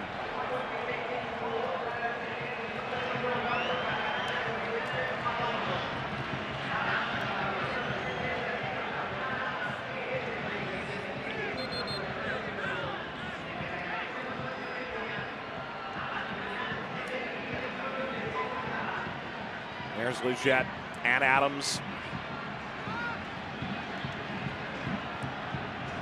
Turned over to the U.S. only for a moment. Returned here to Alvarez. Alvarez dances. This will skip through. A touch for Mexico. Comes to Pulisic. And Pulisic dicing his way through. Tapped away from him and flicks over to Adams. Acosta came off of Lainez. This is going to be real interesting to see with all the adjustments that Berhalter is making. Acosta has come to the outside back position right now. The way that they're set up, Brooks, McKenzie, Yedlin will round out the back line. Tyler Adams is going to slide into the midfield, of course, in the 6, playing alongside McKinney. How much space are they going to give McKinney to move forward alongside Lletget? And how long can Tyler Adams really keep the tempo going? They don't need him that long, of course, because we can go into extra time. But recognize this, on the international stage, November 16th of 2020 is the last time he represented the Stars and Stripes. It was a 6-2 victory over Panama. He has been injury-ridden for both club and country since. This is a tall ask inside 10 minutes to go in a cup final.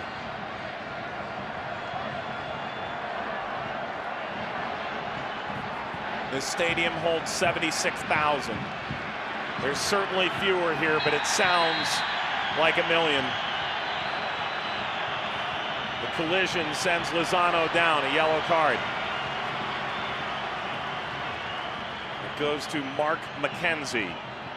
He's just late on it here, Arrival. Understands that the legs of that fresh young body aren't what they used to be. The initial blow of the whistle,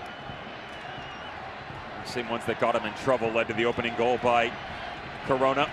For giveaway, Jesus Corona went to work. Chucky Lozano feeling the after effects of the bruising body of Mark McKenzie. All eyes on Horvath. The American goalkeeper replaced the injured Zach Steffen. At times he seemed just a bit out of the flow of this game.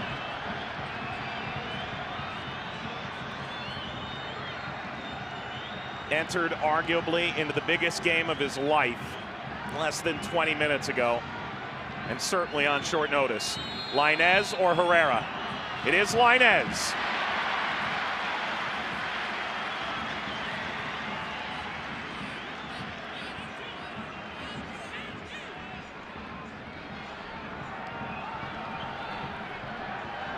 Ochoa, who's been there and done that. Gold Cup, Golden Gloves.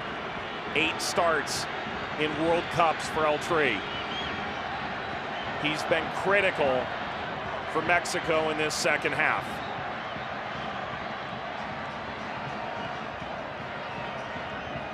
And they're just trying to find a way right now. They've gone back to Edson Alvarez, playing off the back line a little bit more. This is a pure game of chess, Mike. It's simple as that. So many adjustments by both managers. Back and forth here. The United States tactically adjusting once again. They've allowed Sabachu and Weah up top to play the 2-man game, but Weah is actually pinching on the right side as well, almost creating 5 in the midfield at times. Pulisic rounding out this left-hand side. They go flat in the middle. Lletget still gives the opportunity to stretch. And so what does Tata say? Fine, you're not going to give us that route. I'm going to go the other direction. He brings Edson Alvarez back to the back line.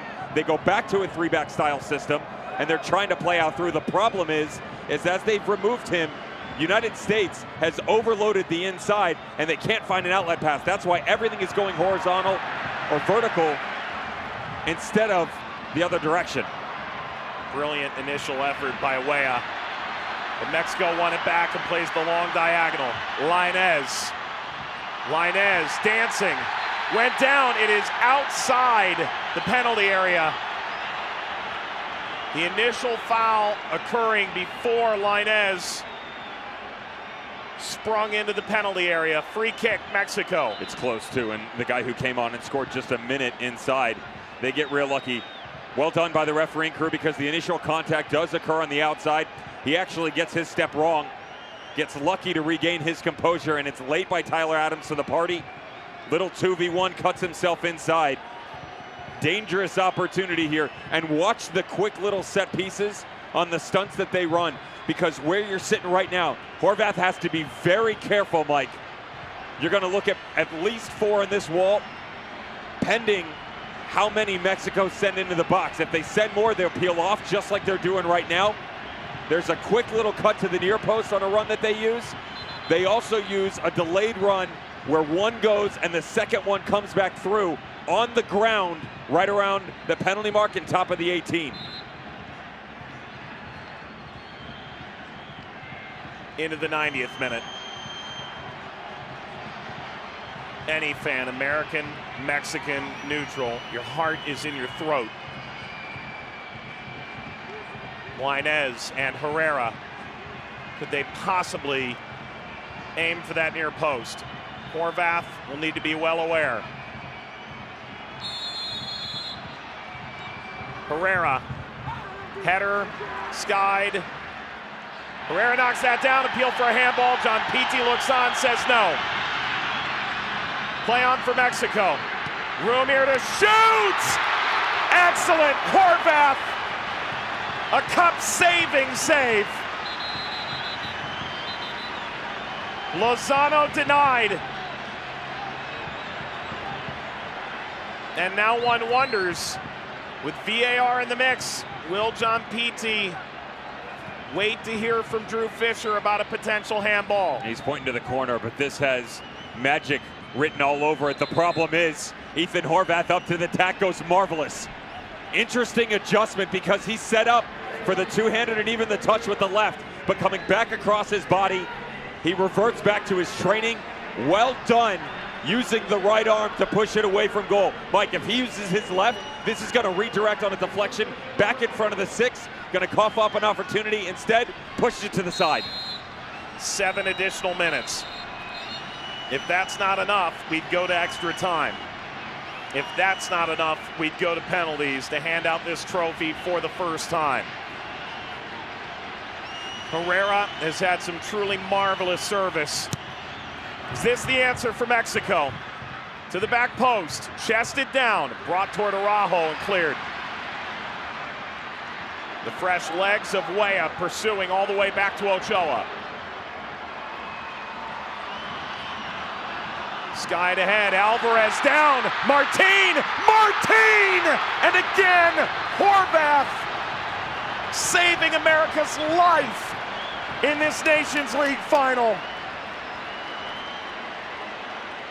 Coming out and closing down the angle. For the second time in the second half here, John Brooks and co on the back line have got to get it together. It's simple as that. Herrera, Romo, Herrera is through and gives it to Brooks. Horvath is there. And the slide in, Horvath may have got cleats directly into him. Lozano has now gone in and caught Yedlin.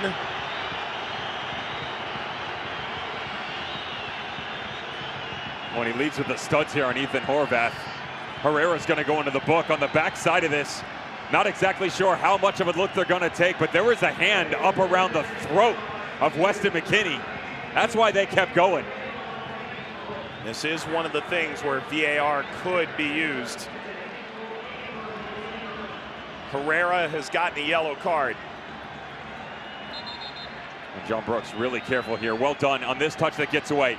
Well done by John Brooks. Horvath a little slow to react, and Herrera trying to make a play on the ball. You can't fault Herrera for going after this, but it's the extension right there. It's a cup final. He's trying to make a play on it, gets himself in trouble. He stands up and moves away from it for sure. It's a deserved yellow card. Good on Ethan Horvath, by the way. The first save, the second save just minutes prior, and then for him to come off his line knowing that the contact is coming. Well done by Ethan Horvath.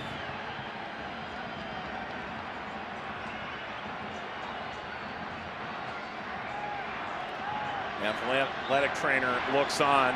Zach Steffen, a non-contact injury in this second half, saw Horvath thrust in to this final. There is a yellow card, and it goes to DeAndre Yedlin, who's likely been dancing around a yellow card for much of this game, it's felt like.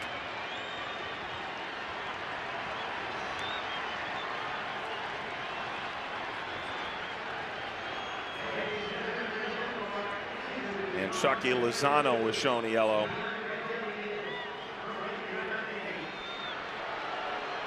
Think Ethan Horvath's warmed up now?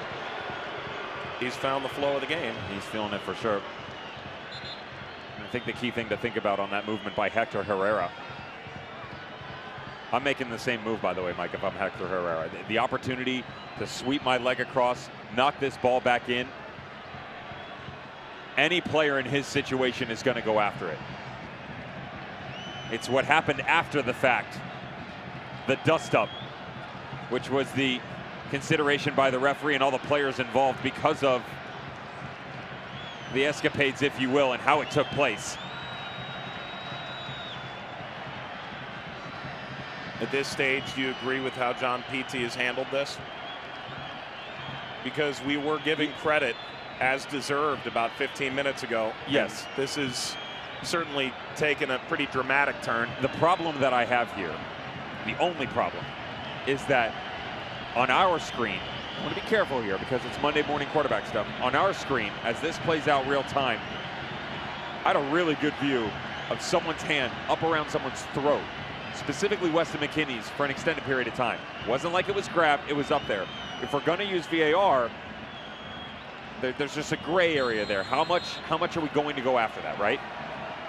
Not being critical of the refereeing crew by any means, thought they handled that perfectly. You just wonder how deep of a look they're willing to take in that situation. If you're not going to, that's fine, just be consistent, that's all. Sabachu into the back of Alvarez. This stadium has been whipped into a frenzy. There's at least a minute and a half left in stoppage time. With the length of time we were stopped in stoppage time, you could just as easily see this extend. And this is an entirely different issue.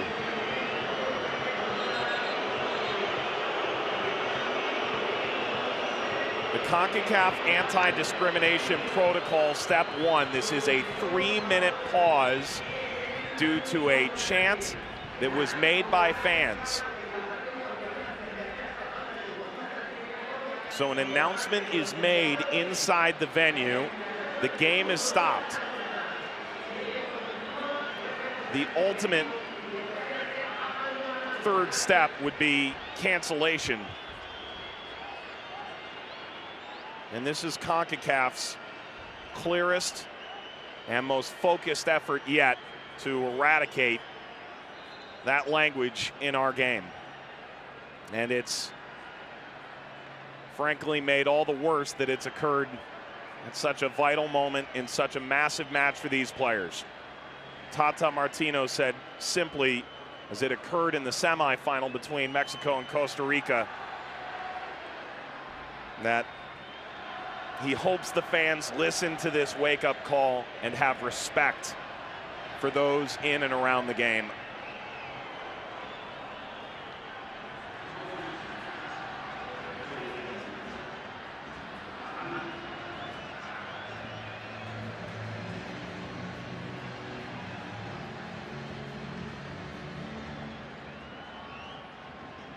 So the anti-discrimination protocol has been used in both the semifinal between Mexico and Costa Rica and now the final between the United States and Mexico.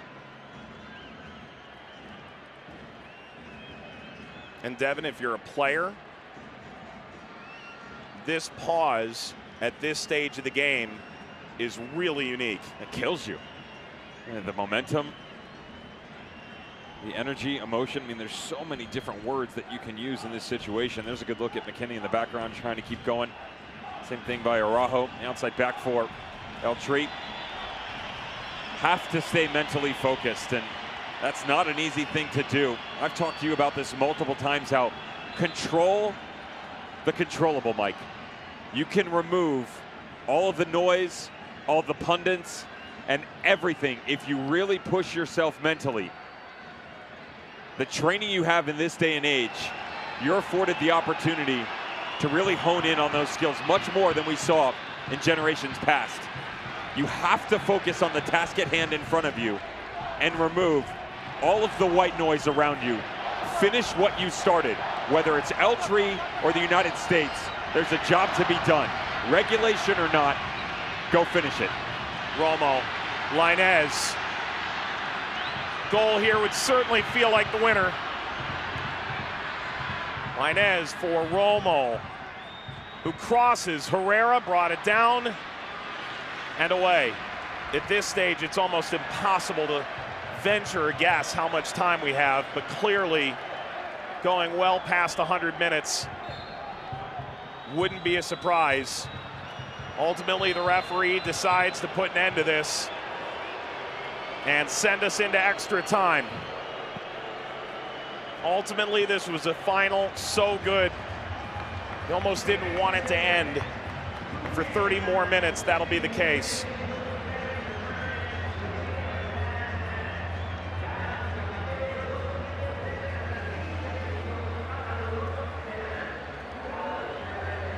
So, Devin, you've gone the distance theoretically. The United States has had to equalize now twice.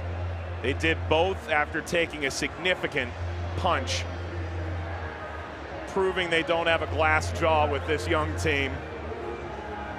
If you're Mexico, you felt like you had the upper hand much of this game, and you felt like you may have tied up this young American core of attacking talent. You've made these defenders a bit uncomfortable. As you go into extra time, who has the advantage? I don't side with either squad right now, Mike, to be honest, and there's a couple reasons for that. It's the stoppage of play, it's the goal and the response, it's the battling back and forth. There's an understanding by Tata Martino that they needed to make another change. Even though the adjustment was made, their form hasn't been fluid by any means. Greg Berhalter, you saw him just a second ago talking with Tim Weah. With all of the adjustments that they've made, substitutions, tactical, after their goal, they've basically shut down their play. And that wasn't because they were trying to close out the opportunities for Mexico and get to an overtime type scenario. They have just lost their identity. Identity has been something for the United States that has been a talking point for a long period of time. The good thing is they've X-marked the spot in terms of character, something that was truly scrutinized.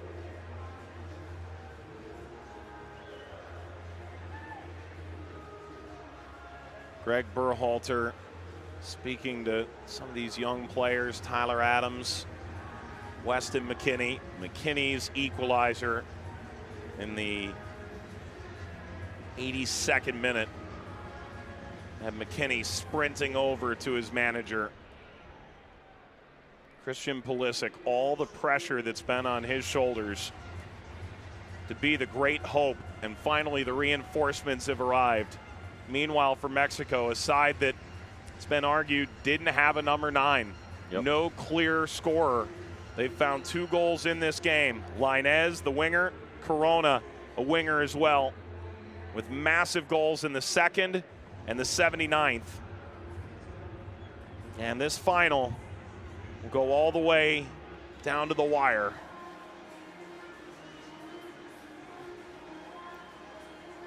Perhaps interesting that DeAndre Yedlin, all of 27 with 62 caps, the most capped player on this American roster in the Nations League final is the one leading this huddle.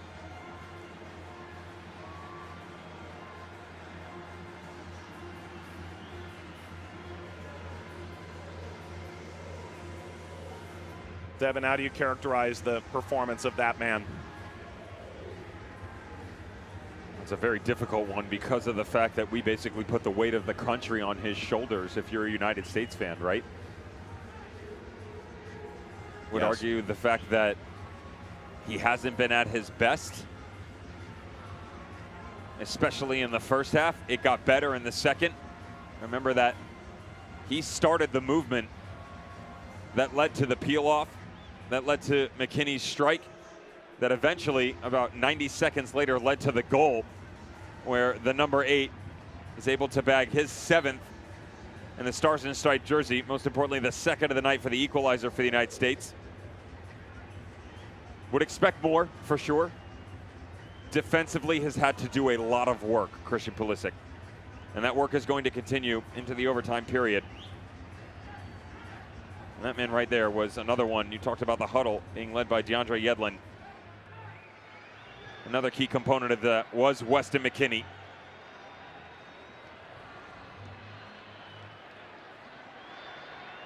Notably, the last time these teams went to penalties, 1995 Copa America, the United States won. The last 2 times it went to extra time, Mexico won them both.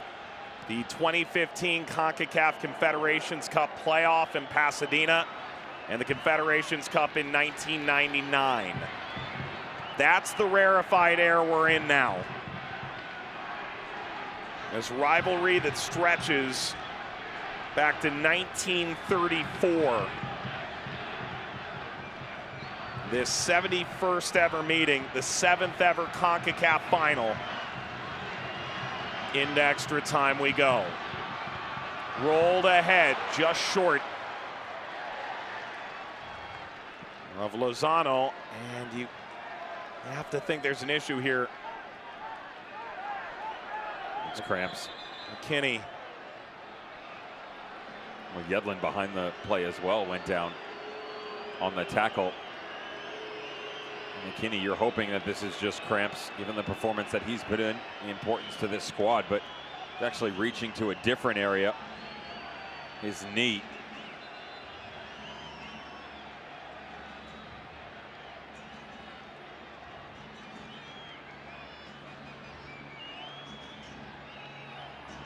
He just comes down awkward on it.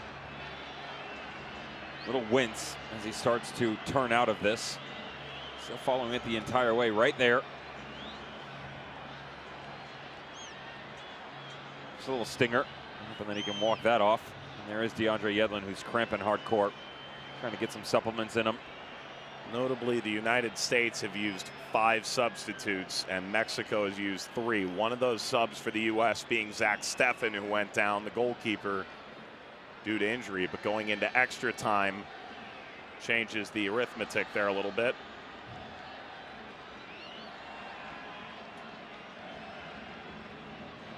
DeAndre Yedlin, 27 years old now. He's cramping hardcore. Watch out. Temperatures at kickoff were about 85 degrees Fahrenheit. And in this high altitude, you can see he winced immediately. McKinney was grabbing for his left leg after that challenge behind by Herrera.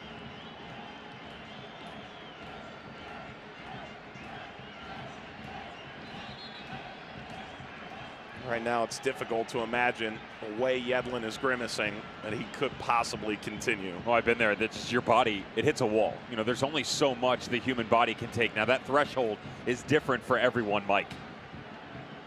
But you dig and you dig and you dig, and then the next thing you know, the next step that you go to make, your body gives out. And he's saying on the sideline that no, he wants to keep this up there because Yedlin wants back on. A second ago, we were told that Reggie Cannon was going to be coming in. Instead, Yedlin wants to make a go of it.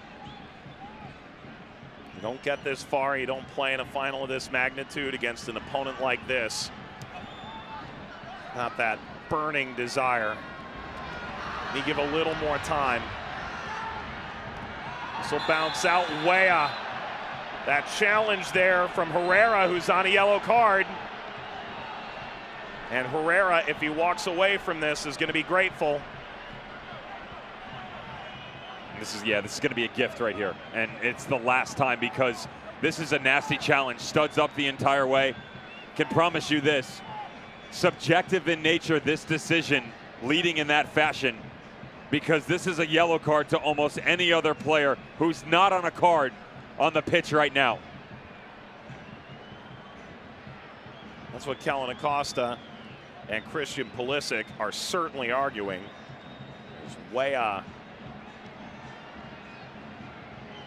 on the wrong end of the magic spray. Decade between those two in terms of age. There's a decade between him and most of the American players. This is a rough challenge, Mike. Very dangerous. Watch the foot, watch the studs. Comes up on the tail end of it as well.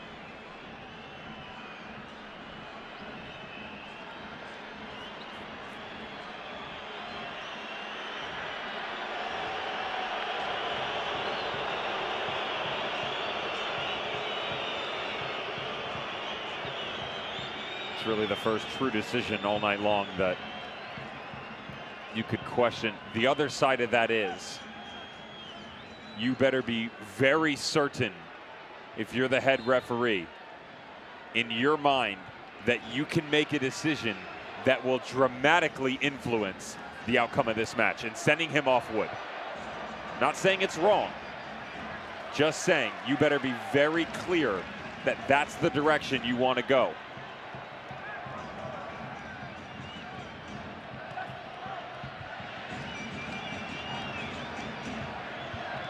Brooks.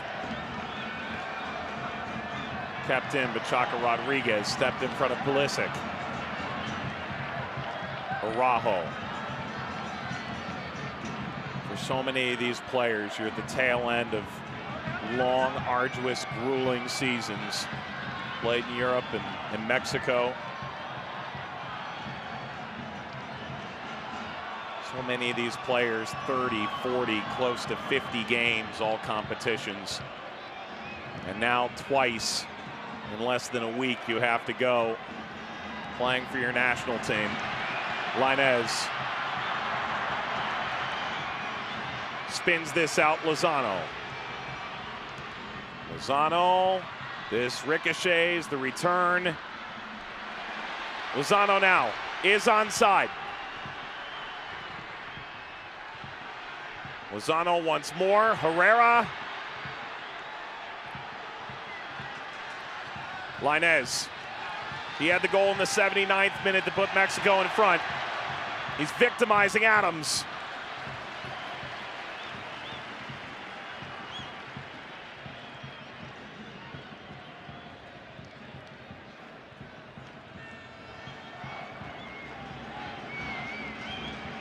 Alvarez.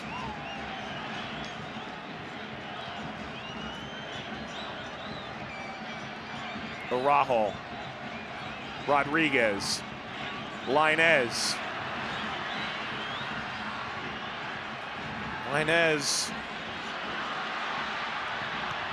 Herrera toward Martin, and the header down. Horvath, comfortable.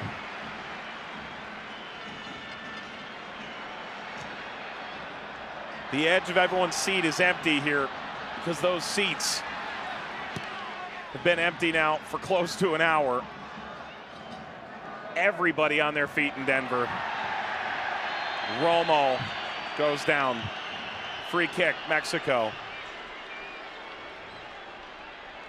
And meanwhile, if you're Mark McKenzie, you're on a yellow card as well. Herrera and Lozano are on yellows for Mexico. For the U.S., Brooks, McKenzie, and Yedlin.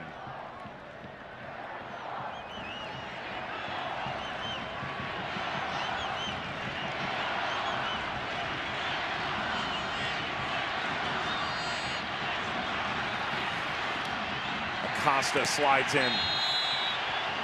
Free kick. Rather a throw here from Mexico, and they've taken it quickly. Caught by Horvath.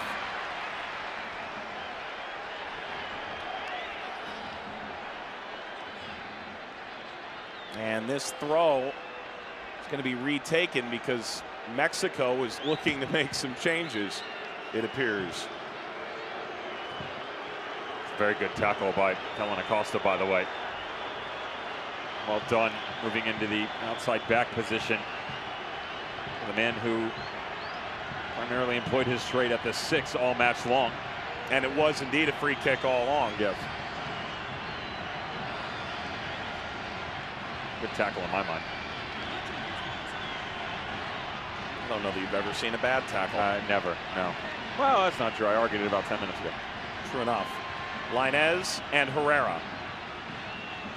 Moreno's goal in the 24th was wiped off due to offside on a set piece. Lainez. Header skies over the crossbar from Lozano. This should be the changes for Mexico. Carlos Salcedo and Andres Guardado have been waiting to come on. Hector Moreno comes off. His golden moment was denied by VAR. Salcedo replaces him. And Hector Herrera comes off in this late stage, replaced by Guardado.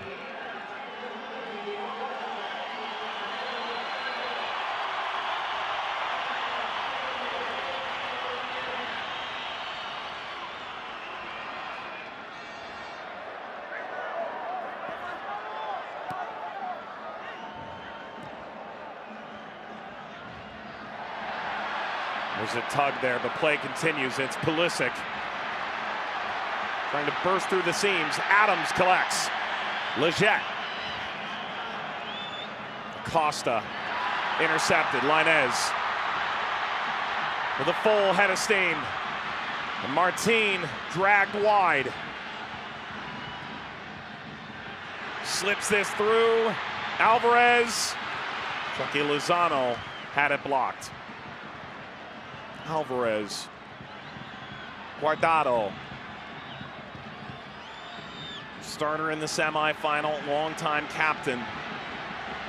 Dancing in Lozano. Lozano delivers. Horvath stung his palms, but grasps firmly onto the rebound in the end. Knuckles on the tail end of this thing as well, Mike. And Chucky Lozano says, you're going to give me the real estate. I'm eventually just going to go it alone. Right there. Moving away, just a little drop.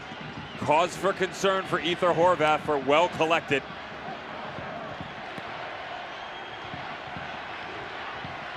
Sent long. Weah. Saying that came off of Araujo.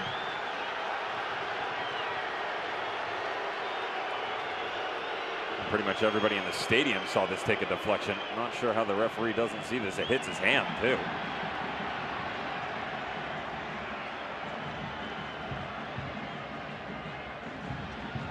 Closing in on the tail end of the first period of extra time. Just keeping an eye on a shift once again by Eltree. Again, cat and mouse all night long between these two managers. Extremely well versed as to not just what's at stake, Mike, but how they're going to react, how they're going to set up, where the changes are going to come from. Alvarez back in. It allows Romo to play a more advanced role in the midfield. Lainez. Lainez went for goal. Lined it up high of Horvath. Only 2 goals for Mexico. Another look at this. Clear handball. I don't see how it's not. I mean, the arms away from the body, off his left. And you could hear it in real-time play as well. His left foot, though, is something special. Yes. He has been stupendous to watch. You know, the explosion of speed is next level type play.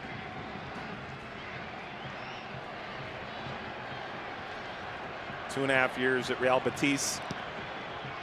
Cuba Medica youth for Lainez, who came of age under Miguel Herrera and made the move overseas.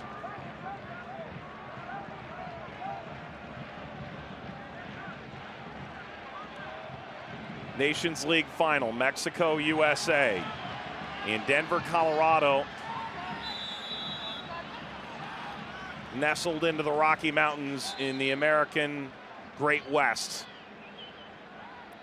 5,000 feet above sea level, a trophy that's never been awarded. An American side fielded as the youngest ever to compete in a continental final. A Mexican side missing some critical components, but yet one expected to be the favorite coming in. It is a coronation or a confirmation.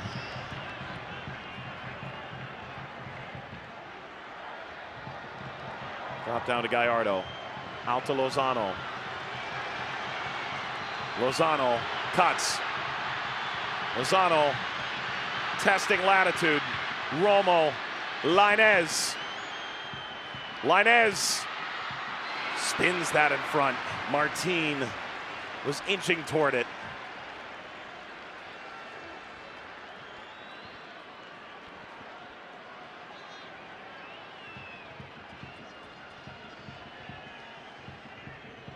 Both sides have one substitute remaining to use in extra time. Reggie Cannon preparing to enter for the United States.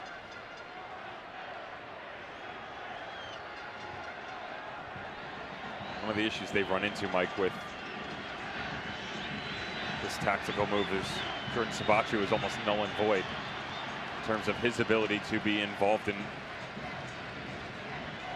the issue for the United States. The 9, what would that be? Again, very slow playing out the back. And they had seemed to have found some sort of rhythm, albeit not in the form of a true striker, but at least the movement coming forward. Jordan Sabachu very quiet up top. He's primarily matched up against Carlos Salcedo, who's come on, especially since Edson Alvarez has started to move more into the inside, and pretty spectacular shift that DeAndre Yedlin has put in. Took him a little bit of time to get going, but his night is now done with the addition of Reggie Cannon. That's the final American change. Weah, Cannon, Sabachu, Adams, Leggett, and the goalkeeper, Horvath. There's 6 substitutes. Ochoa claims we've gone the 15 minutes of the first extra time period. There may not be much more. John Pitti allows this to play out for a moment longer. Salcedo.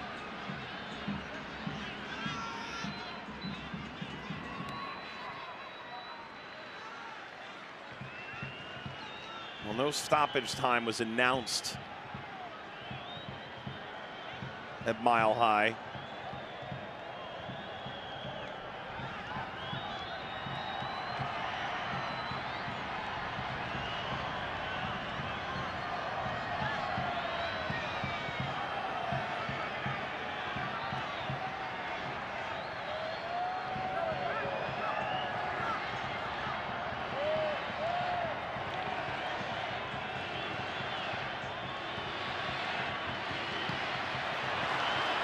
Lainez, that was some kind of control to keep that in off the line. Mike, when you're in this type of situation, it's very difficult as a player when you're matched up against someone like Diego Lainez, where seemingly every which way that you turn, he's already made the movement there, or he's been there before, so it keeps you on your heels going, where's he going next? The explosion of speed on the goal. Tom Brooks gets away with one. Okay, there it is. Push off the back with Chucky Lozano dropping down into the pocket, and Diego Lainez is using that to his advantage. Every fake, every move, every run, testing the back line of the United States. Brooks playing on a yellow card going back to the first 10 minutes. 3 added minutes of first extra time stoppage time. And we're on the cusp of completion with another 15 minutes to come. If we're still level, it would be penalties. This exceedingly rare USA-Mexico final, even more so, needing extra time. Taken away from Lozano, Weah. And as the U.S. started to turn their attention the other way, John Pitti ends the first period of extra time. Reyna and McKinney, Corona and Lainez. 2-2.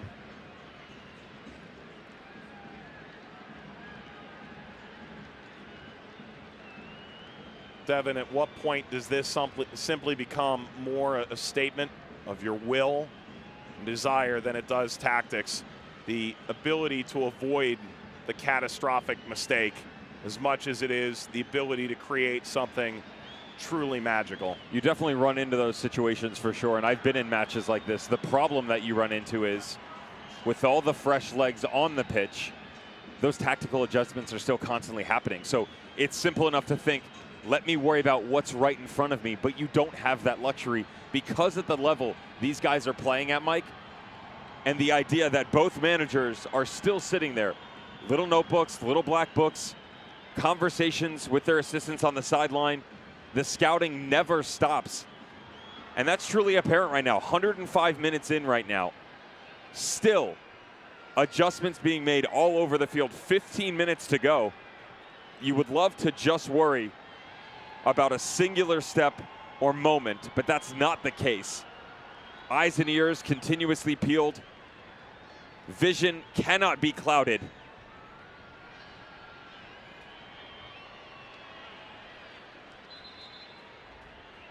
The eyes of the Confederation are on them. The eyes of 37,648 spectators in Denver.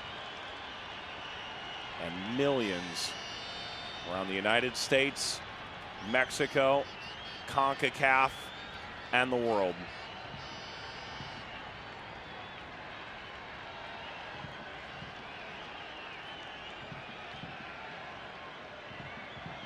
This is a bit longer of a break than most referees will give you. You're normally given about 60 to 90 seconds, literally flip-flop sides and go. You ever think the referee might need water too? No, they're not real people. They don't need water. Not with the 12 to 15 kilometers they put in running in a match. Second extra time is underway.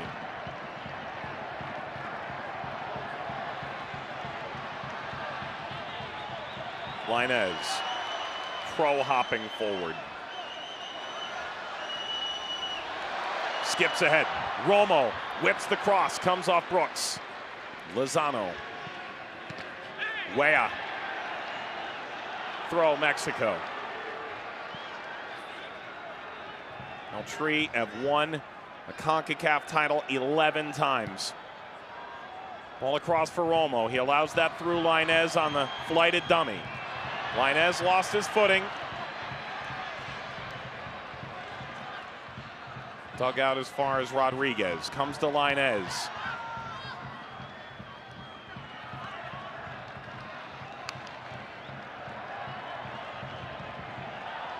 Guardado ID'd the run early.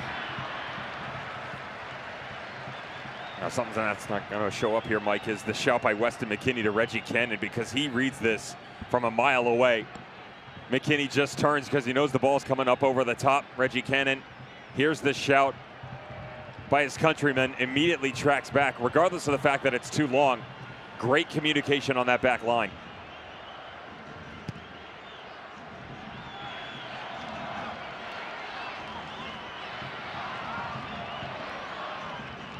Alvarez.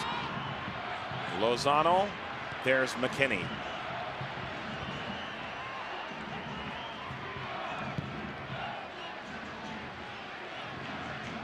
Can Sabachu hold up play? He couldn't. Romo. Leggett.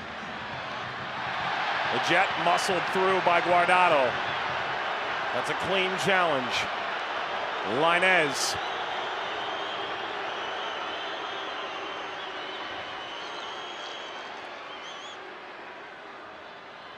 Romo.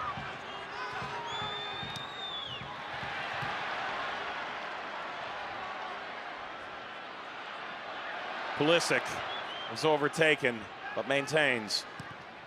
Acosta, who will go the distance. Leggett. Sabachu. Weah making the run, has support. Rolls it wide. Options percolating. Pulisic. Pulisic turns, goes down, referee looks in, play continues. And Araujo drives it out. Pulisic remains down.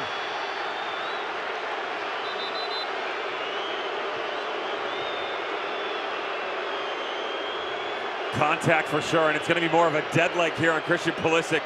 The argument there by Leggett, he's got a case. There's a touch on the ball, but it comes from the inside. And right there, I tell you, the way that he gets barricaded off this, I don't see a touch on the ball. The dead leg on the outside.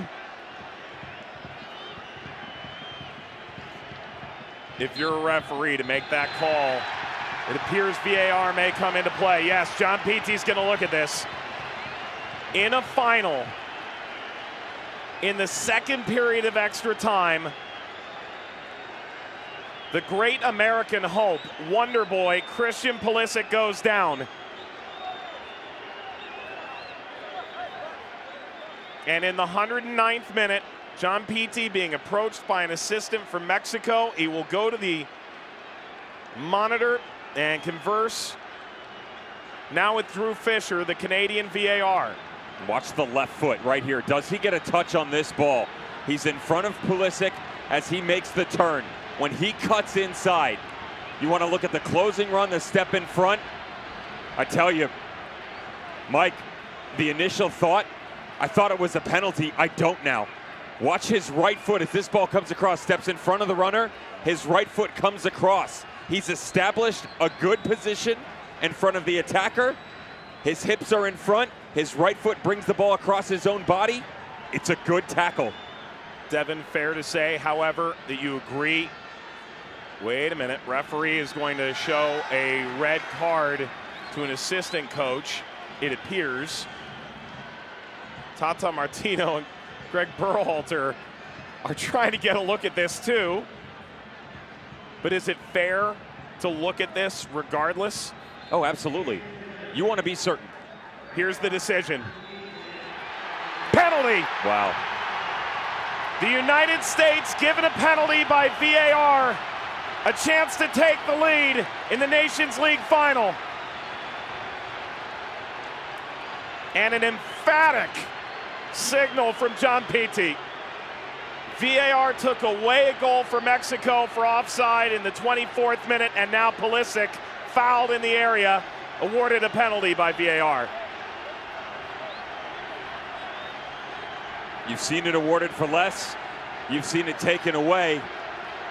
And Lozano just got a yellow card. He was on a yellow.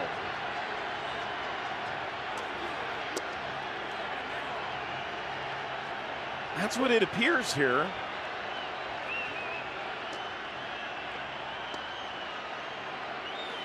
That's what we're being told from the field. Devin, we've done a lot of Concacaf matches together. This one has been... It's all over right now, and the referee's just trying to get control of what's going on, who got the card, where it's coming from. Everybody just slowing down, asking on the sideline as well.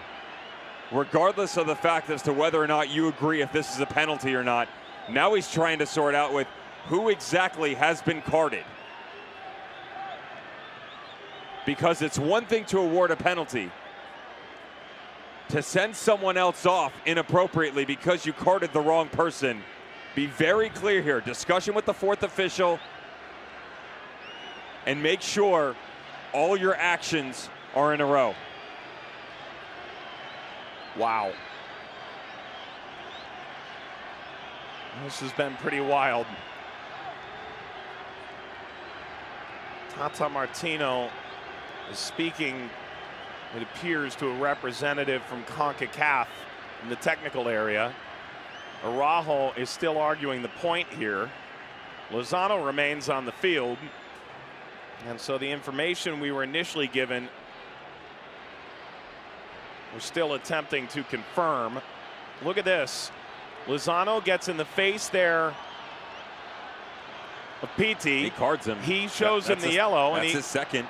He was on a yellow. So At this point, I think there's just a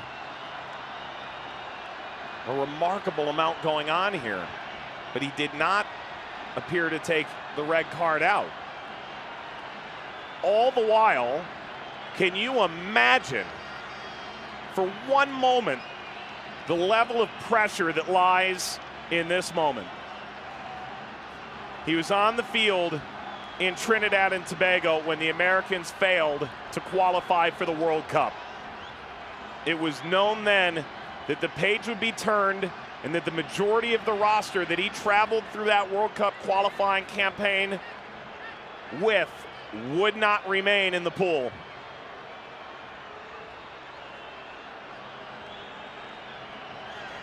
Just noticed a little left foot step next to this ball, Mike. The placement, a little raw there for the footing. Ochoa is ready. Pulisic won the penalty.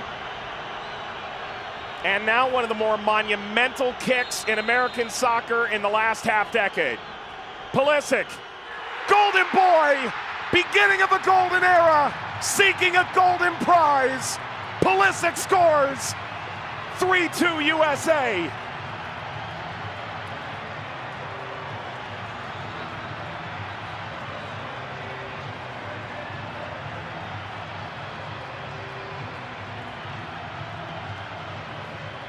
Silencing the critics, he hopes.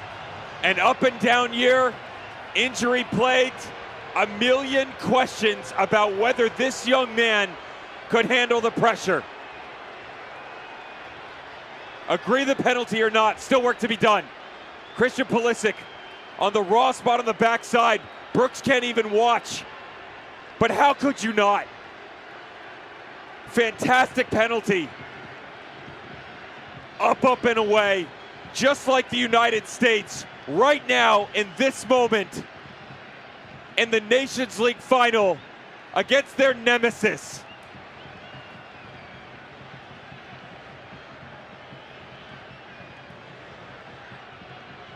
One imagines there is an unbelievable amount of vindication in that moment. And all the while, items were thrown onto the field. That was in a corner filled with Mexican fans, and an American player is down.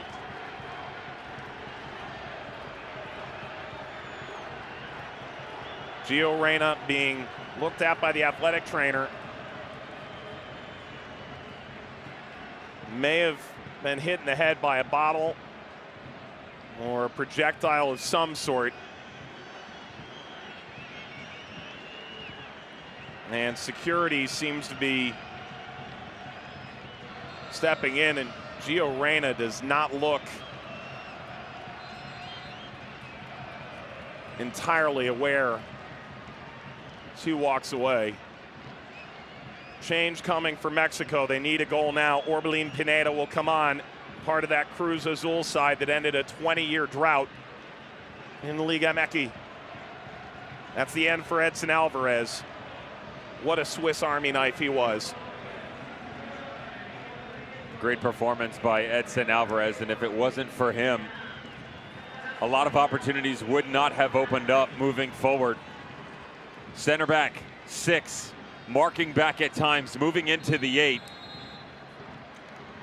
He's entrusted with a boatload of responsibility under this system with Tata Martino. And now, Orbelín Pineda, I turned to you, Mike, and said he would be the one that I would have brought on a long time ago. Now's his chance.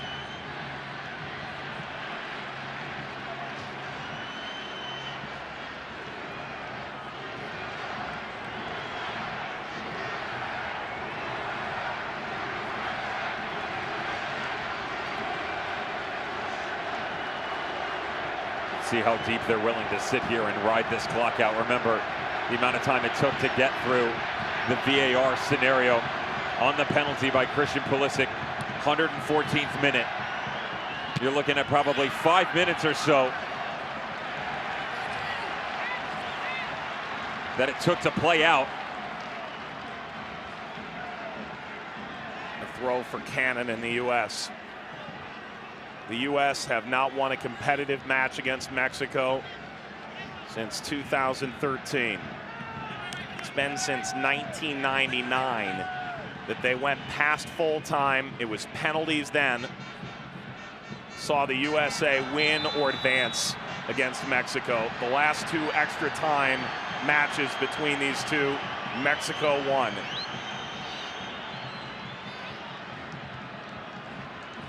And to believe we'll do this all again in a month. It appears Tata Martino is no longer in the technical area, that he was the one who was sent off for Mexico. Free kick, Mexico. Header away, Lainez. Lainez, that caroms off of Weah. And you can sense his exuberance as that comes out for a corner. Whip through, header down from Romo. And the shot is wide, appeal for a handball. The entire Mexican squad has surrounded John Pete. And if it is a handball, certainly they can check the monitor. Watch out here, because there is a deflection that skirts this thing out to the right side. It was in a heavy pack of players just outside the top of the 6. John Brooks wouldn't even look the referee in the eye, so it gives you an idea of the fact that maybe there's a touch.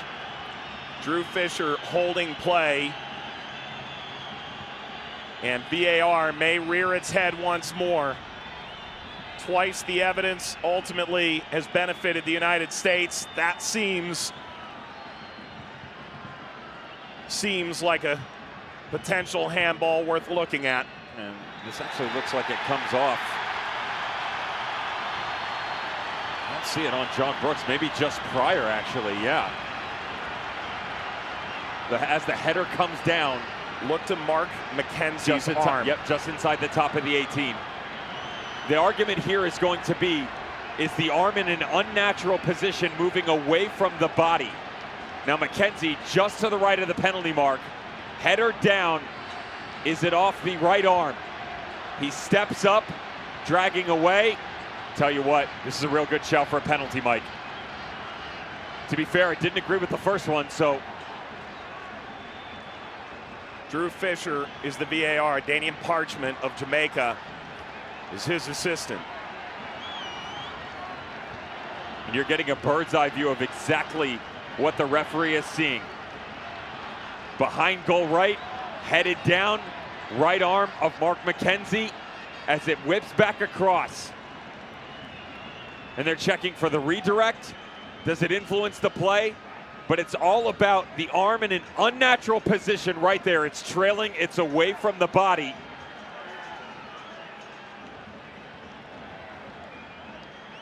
That's a real good look at it right there. Far away, you see him nod his head in approval.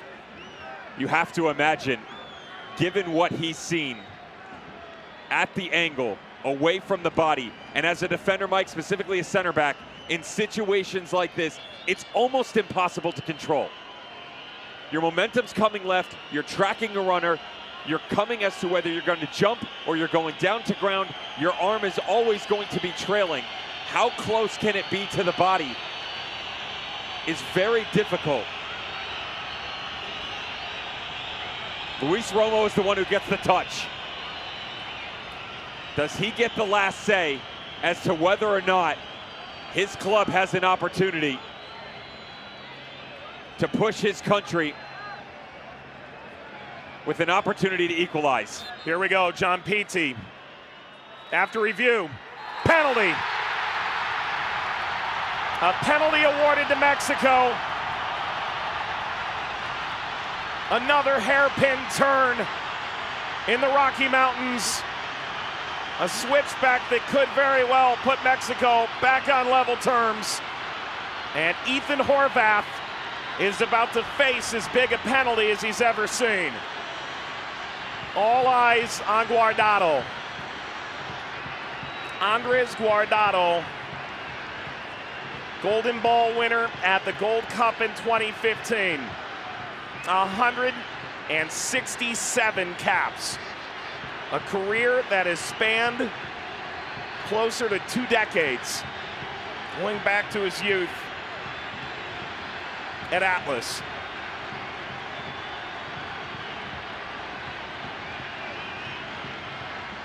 After Pulisic's penalty in the 114th, Guardado will have a chance to equalize and could well send us to 5 more rounds. The third use of VAR, and in all 3 instances, the call on the field was overturned. Horvath came on for the injured Zach Steffen just inside 70 minutes. And the young goalkeeper from Club Brugge will have to wait a bit longer as the pushing and the shoving continues. Christian Pulisic has gone over to Horvath now.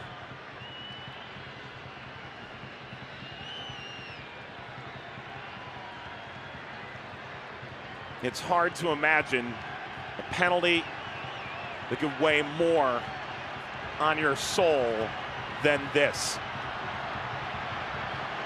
Guardado, the standard bearer. Horvath, the newcomer.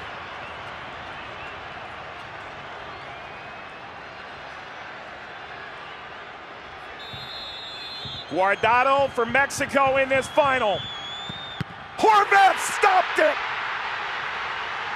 One of the all-time great moments for the U.S. if they could see it out.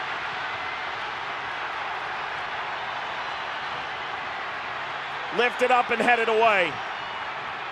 Floated ahead again, and Horvath, a hero's welcome, a hero's reception, and perhaps a heroic lift of the trophy at the end of the night. 288 inches separate the 8x8. That's 24 feet. All 76 from Ethan Horvath, fully extended to save this penalty and keep his team out in front. Still time to be had. 5 to go. 5 minutes of stoppage time.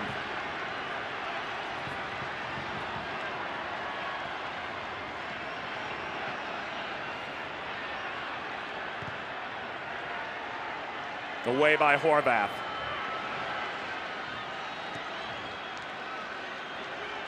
Back to Ochoa.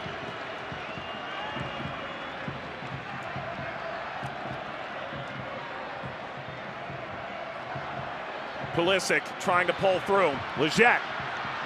McKinney. Chance for Weah.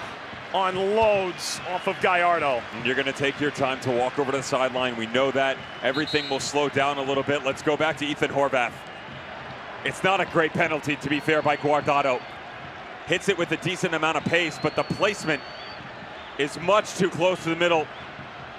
Everyone in the technical area knows it. Horvath still has to step up, and Mike, being that tall, I'm a little bit taller than 6'5". It's not easy to get down that low, I can tell you, for a goalkeeper.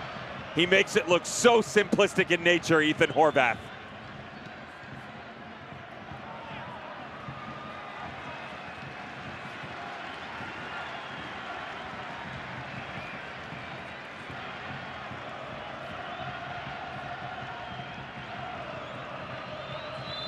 A big sigh of relief from that young man right there. You never know. Just made one of the biggest saves of his life. Just another walk around the park for Ethan Horvath at this point in time. Chested over by Sabachu. McKinney. It's a matter of minutes now.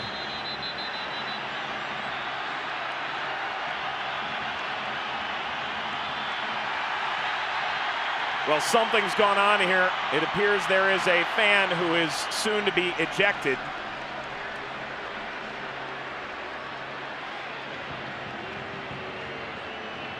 And it is especially astounding in the COVID environment.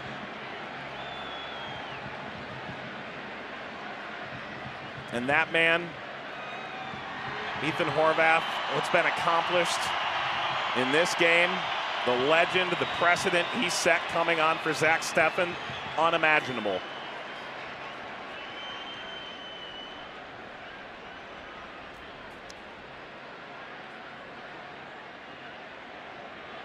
About 2.5 minutes left here.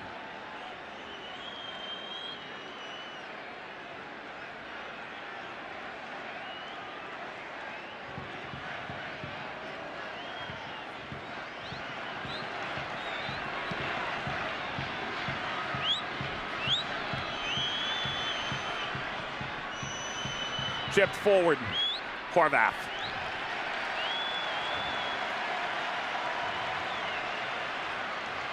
What more can you say about Ethan Horvath that hasn't already been said?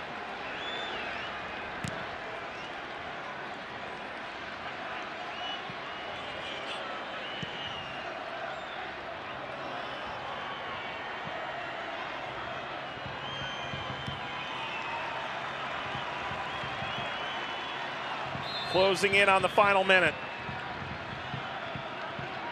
It's in the hands of John Peety now. McKinney launches as far as he can. Pulisic, who just won UEFA Champions League,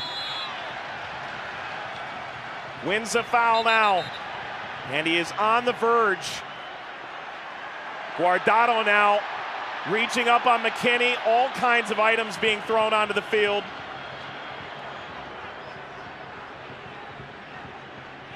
Pulisic hit by one of these projectiles, and now something has hit Henry Martin.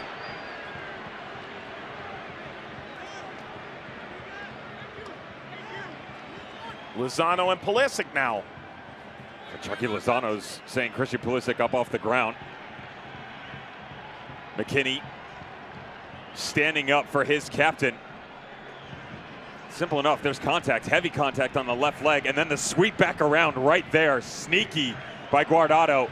Well done by the AR, picked it up. Difficult to see from the initial angle.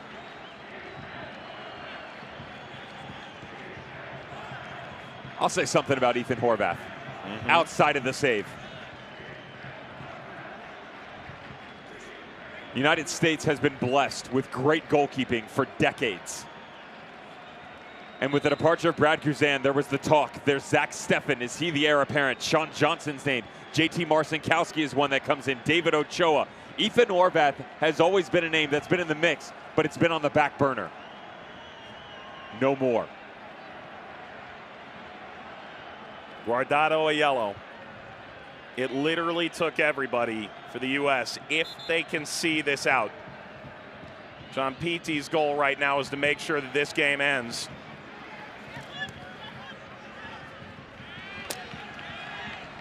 It's a matter of seconds now.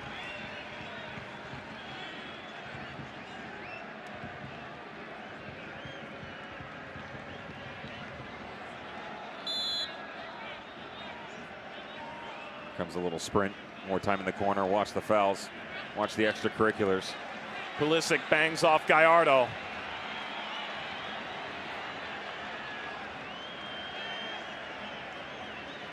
McKinney with a smirk and an attitude that'll endear him to the American faithful. An American soccer generation with so much promise has their first trophy. An instant classic. The United States climb the mountain in Concacaf, Nations League champions.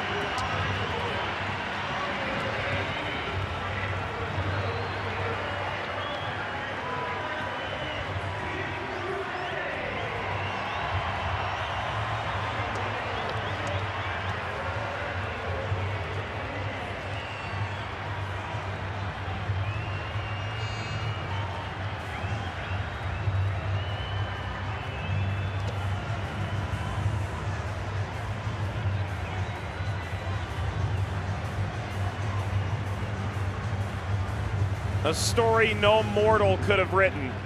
VAR involved 3 times.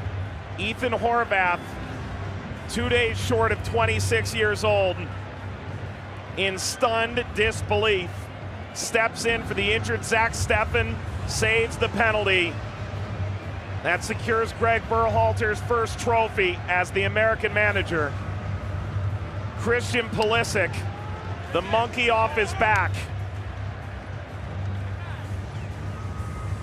For the United States to truly reach expectation, this is the beginning. But it's a trophy years in the making for a country, a federation, and a group of players hardened by their failures. and molded together to something more. Inaugural Nations League champions. Well, the journey, Mike, has been long and arduous, and that's definitely even a step further as you get a look at part of the pecking order within the goalkeeper line. David Ochoa congratulating his compatriot. Zach Steffen fallen, but definitely not forgotten. And these are the type of moments, Mike, these games, where that brotherhood that we talked about, you separate the individuals and you start to define a culture and a winning mentality that this country and organization has been missing for a long period of time. The new kids on the block, late 80s, early 90s, the darlings of sorts in the 94 World Cup that pushed themselves into the knockout stages, falling just shy to eventual champions Brazil. Hall of Famer Tony Meola, goalkeeper back then. 98, it fell off a little bit. Then the cycle started. You started to see the generational type talents poke their head out. The 02s, the 06s, even further, 6, 10, and 14, where guys like Clint Dempsey, Landon Donovan, world beaters, if you will. But a new generation has dawned upon us. Clint Dempsey said in his conversation the last time that he spoke to Christian Pulisic, said, do you remember what I said to you? This is your team now.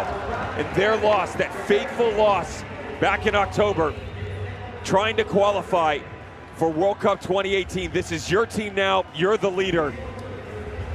And through the thick and thin that has been that young man, 9 days ago, helped his club lift the Champions League title with Chelsea, comes stateside, leads his country to their first glory in a long time.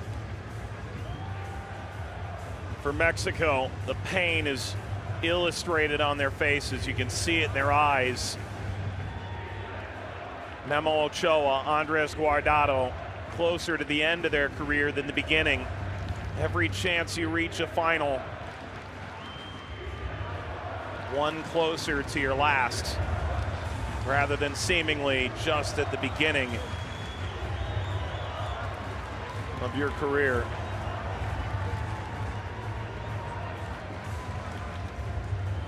So many have questioned whether this United States team could come together if the chemistry was right. It's the little moments like Christian Pulisic yesterday unveiling a boxed Nikola Jokic jersey, the Denver Nuggets star, who Ethan Horvath was such a fan of, giving a gift to a backup goalkeeper he never could have imagined would play the role he did. Ethan Horvath, 2 days short of 26. Talk me through how you live this. Well, you know, as a second keeper, you always need to be ready to come in the game. And yeah, it was a moment you don't expect, you know, and you just got to get off the bench and warm up like 5 seconds. But, you know, I was happy enough to play the Switzerland game, to have a game before. And, yeah, you know, yeah, it's just kind of coming into the game easy, you know. Yeah, you know, my mindset when I came into the game was just keep it simple. And whatever happens, happens, and just to do the best that I can. What does it mean to hear the crowd screaming Ethan Horvath? Yeah, you know, this is my hometown, so yeah, it's a special moment, and yeah, you know, it's to be in my hometown, it's kind of, I'm speechless. What does it mean to win a USA-Mexico rivalry? Well, it means everything, you know. Everybody knows this is one of the most fiercest rivals in Concacaf, you know, and to win, you know, the boys put in a hell of a shift tonight, my God. And in this altitude as well, you know, I'm proud of the boys, you know. It was a bad start, but, you know, we're a brotherhood. We have each other's back no matter what. We came back 2 times. Christian convert the penalty, and we're a brotherhood. We always have each other's back. What did you learn about your team today? What did we learn? I think what did everybody else learn? We'll never give up. Amazing. Thank you. Congratulations. Enjoy this. Thank you very much. Thank you. His 5th cap, just outside of his hometown of Highlands Ranch, Colorado, in Denver, a suburban town. What did everyone else learn about us? What a statement by Ethan Horvath. And Devin, perhaps most notably, Zach Steffen was available for Manchester City in the final. Part of why Horvath had that chance to play against Switzerland. Now Andrés Guardado.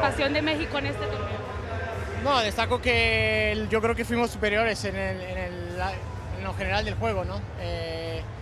Ellos sus 3 goles fueron a pelota parada, que eso obviamente es una cosa pendiente para nosotros que tenemos que mejorar, que estar atentos ya por historia siempre se dice que México a pelota parada por juego aéreo es un déficit que tenemos y hay que mejorarlo, ¿no? Pero bueno, yo me voy contento con la actitud del equipo, con el juego del equipo, porque creo que hicimos juego suficiente para ganar, ¿no? No puedo hacer, así es esto del fútbol y bueno.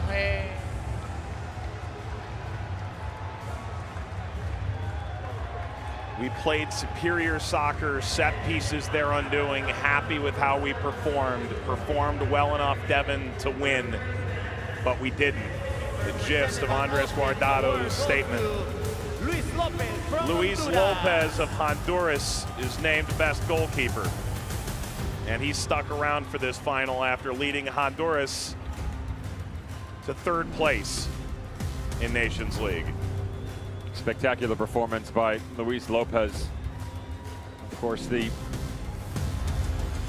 game earlier tonight against Costa Rica and the way that played out. Defensively, not as sound as we've seen Fabian Coito's squad in the past, but still, well done, well deserved. A lot of talent on that Honduran squad.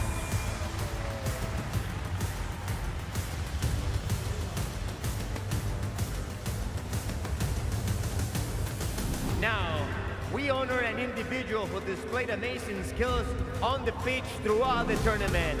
Your Concacaf Nations League Best Player, presented by Scotiabank, goes to Weston McKinney from the USA. Weston McKinney named Nations League Player of the Tournament. This is a true coming-of-age story. Some kind of 18-month span that young man has had. Remember, leaving Schalke, left Dallas program to go to Schalke as a youth. Spent the better portion of 4 years with the German club, sent on loan to Juventus at the end of 20, then signs with Juventus for his contract. He's been a world beater, turning names, heads, everything left and right. And just like Christian Pulisic, could he represent his country tonight on the globe stage? He's done it. And honors the match officials. The awards for those who are not here are being announced. The officials are going to get the brunt of the frustration, and yet I would argue that John Pitti and this crew handled what was an extraordinarily difficult game about as well as you could. Agreed.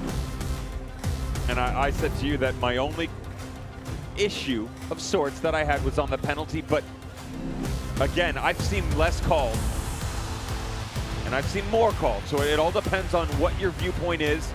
And that I just had this conversation recently with head of referees at the collegiate level in the United States. Even though there's a law book, it's still subjective in certain areas, and that was one of them. Handled the game, handled the tense moments. The crew did a very good job in this match, start to finish.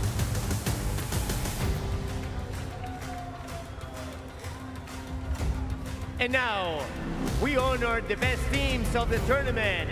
Please congratulate the Concacaf Nations League runner-up, Mexico. The runner-ups, Mexico. Devin Tata Martino in some ways dismissive of the Nations League concept, and yet he admitted there was an obligation to reach the final to win. These medals are not the color that Mexico has come to expect in CONCACAF, and yet there is something to be said for the work that was put in by these players. They're going to feel, and we've already heard it from Andrés Guardado, that they deserved better. Deserved might be a little bit of a word that could be a stretch because of the fact that as the game went on, I wouldn't say that they were overwhelmingly the better team. I would say they were the better team on the night for sure, but it wasn't like it was leaps and bounds that we've seen in previous contests, right? It's not the Gold Cup matchup that we saw. It's not the way that Mexico has been accustomed to taking down their opposition in matches past. Still, they always strive for greatness. They are the precedent within this confederation. The United States and Mexico have had many a battle in the past, and I'm sure there are going to be glorious ones in the future. But their minds, with all their talent, they're very deep at every single position. Couple of friendlies before their Gold Cup journey begins on July 10th. Notably, Tata Martino was sent off during this match. There is no picture for Mexico. There's simply a frustrated walk in Denver in front of disappointed fans. Truly, in any great rivalry, there are ebbs and there are flows. This an ebb for Mexico. For the first time in 5 tries in a Continental Championship final, Mexico falls to the USA. And now a moment that the American fans have waited years to see. The United States of America! It is a parade of young talent developed at home and abroad, one which have captivated the dreams and hopes of American fans, but have rarely come together in such fruitful and real circumstances. Devin, the United States are champions. July 26, 2017. The last time this team can really say that it reigns supreme within this confederation. That was the Gold Cup final. They took down 2-1 against Jamaica. They, of course, lost the follow-up in 2019. You and I just talked about it. Almost 2 years and 1 month to the day that took place. A lot has gone on in that time frame since 2017 for this country, because just a few months after that, they had already started the demise in terms of World Cup qualifying. Their lack of ability to do it. Questions were raised, who would be at the helm? Berhalter thrust into that opportunity. Critics left and right for sure, and this is still a journey. By no means has this ended. But with the amount of talent and at such young, ripe ages, the opportunity for these young men to experience such a glorious event, and more importantly, as a team. Individuals no more, at least through this tournament. Truly a unified nation. It was not a performance without its warts or its horrifying moments. But it is one that got the job done. One that went all the way down to the wire. One that required the entire squad. And one that will only raise the expectations just a little bit higher. And with World Cup qualifying beginning in September and the Gold Cup only a month away, this moment is one to be enjoyed. The American captain, Christian Pulisic, will raise another trophy. The standard bearer, the man whose team he willed across the line.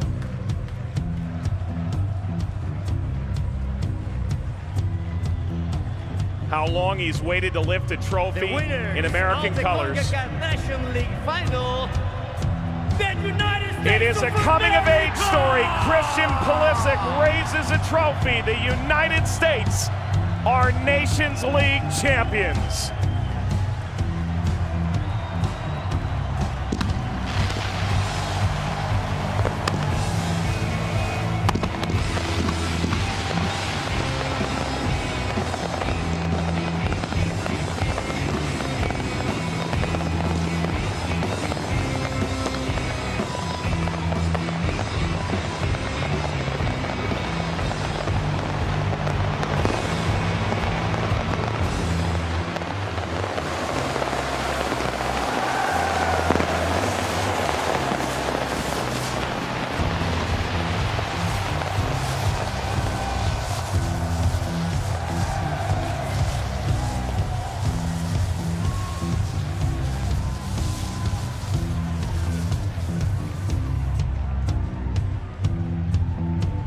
celebration that will continue long into the night in Denver, Colorado. And for the American fans, this is a moment truly minted in their memory forever, a dream realized. This new competition sees the United States reign supreme.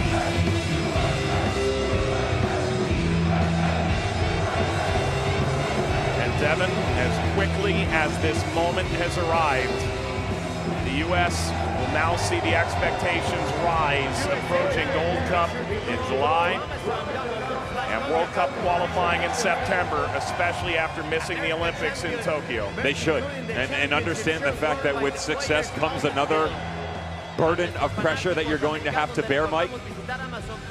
There is always a target on your back, but now it's gotten a little bit bigger. They are going to have to dig deeper, train harder, run faster, you name it. You can say every single thing about every area of the game. But from the youth level all the way to the senior squad, a new precedent continues to be set for the United States men's national team. No longer do they march to the beat of their own drum. You always heard behind the scenes that these guys were willing to dig down deep and that they were a brotherhood. Truly, the first representation on the global stage in their hometown of what they are capable of.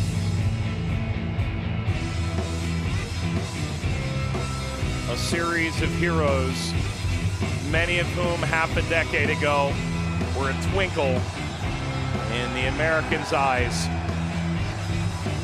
Sabachu, McKinney, Horvath.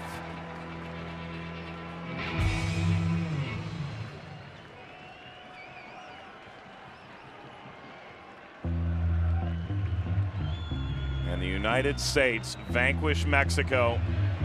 A wave from Horvath into a crowd made up folks from across this country, but as much as anything, folks from his hometown outside Denver. And an unimaginable story unfolded tonight at Mile High, which, as it turns out now, is the altitude at which this American side feels like it's flying. Heads in the clouds, a title that they've waited to finally call their own.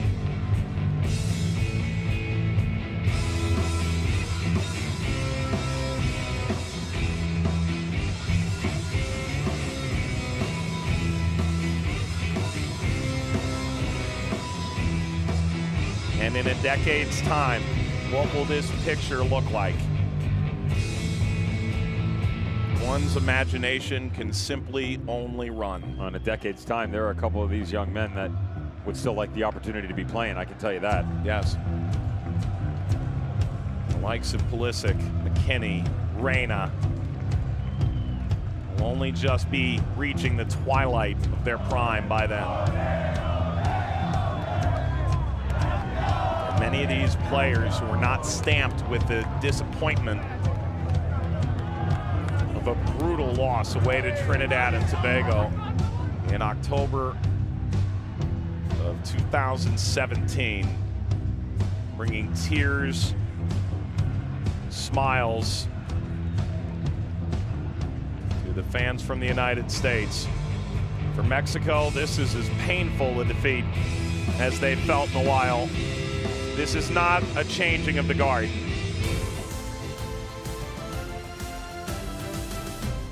But it may be the beginning of something special for the United States. Concacaf Nations League final in 2021. It was much later than anyone anticipated, but the first goal came much sooner than anybody anticipated. Picked up by Corona, drives it over Steffen, 1-0. Poor giveaway by Mark McKenzie coming off the back line. It's an absolute dreadful start for the United States men's national team, and the question was always going to be, where does the response come from? Can they find a way to recover and get back into it? The answer was almost no, as this ball drifted to the back post. Hector to Hector, Herrera to Moreno, but we go to VAR. For the first time in Nations League, head referee goes in, and by the slimmest of margins, Moreno ruled offside. Back to 1-0, back to business we go. The United States wanted to battle back in their own. Just moments later, they would get a deflection off a header as well. It comes in the form of Weston McKennie, but the goal in the 27th minute, Gio Reyna on the bottom corner, 1-1. It's possible that those 2 minutes may end up being the turning point of the American soccer program from the outside. Greg Berhalter, all the work he's put in to try and make this right. Into halftime, Corona the goal in the second, the response by Giovanni Reyna in the 27th, and on to the second half we went in this Nations League final. Mexico would put their thumb on the scale time and time again. Antuna coming out. This felt like a turning point. Steffen, a non-contact injury, would be helped off the field. A better portion of almost 10 minutes trying to figure out a way to get him healthy, Mike. Ethan Horvath, the one whose name has always been tossed around camp, finally jumps into net, literally, and he would go right into business early on. Diego Lainez, just inside 90 seconds of coming on, wide open on the back post. One-on-one with Tim Ream, cuts inside, buries it, they go up 2-1. Lainez, 79th minute. Tata Martino at that point still on the field. 2-1. But the U.S. would respond. Weston McKennie, whose swag and attitude exudes out of this side, scores the equalizing goal in the 82nd. You expect great moments from great people. Everybody looks at the captain, Christian Pulisic, but it's Mr. Charismatic, Weston McKennie, that gets that big, that gets them to even, and that gets us to extra time. And the United States would be under pressure in the early stages. Herrera, Horvath coming up big multiple times in the extra time period, Dev. And to be fair, it was shaky to start. Remember, there was that shot at the near post, the hesitation as to whether or not he wanted to come off the line. Maybe a bit of foreshadowing of the fact that he was going to be the one that this was all going to lean on. It quieted down in the second half, but it all came down to this. Second period of extra time. Christian Pulisic turns the corner. VAR once again rears its head. Still wondered as to whether or not how this would play out. Referee takes his time. Penalty. 114th minute, Christian Pulisic won the penalty. He took the penalty and he delivered.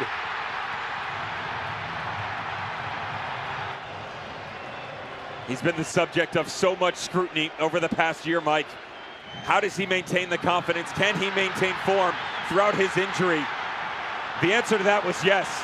9 days prior to winning the Champions League, steps in, and then what? Puts it into the back of the net, but Mexico goes to work as well. Ethan Horvath is now going to get his moment. Mark McKenzie, the deflection off his hand. Guardado steps up. Horvath pushes it aside.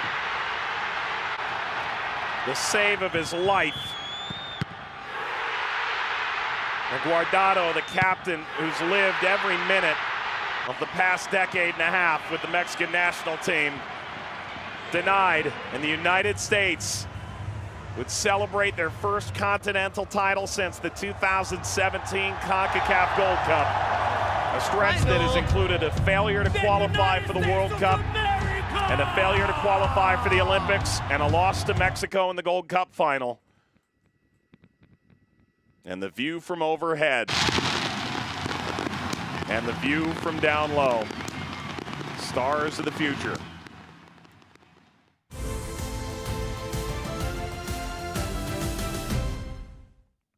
Chance to look at full-time stats as the stadium being emptied here. Devin, what a game. Chance for your final thoughts. Oh, fantastic game. First of all, in the background, the confetti. Apparently it snows in Denver in June. Let's get that out of the way. It does. Yeah, look, this was a heavyweight title fight, back and forth all night long, and you have to commend both teams for the fact that they were able to persevere through a lot of variables that you wouldn't necessarily know. Quality refereeing. Still think the fact that United States was able to step up and knock this out of the park at the tail end of things shows a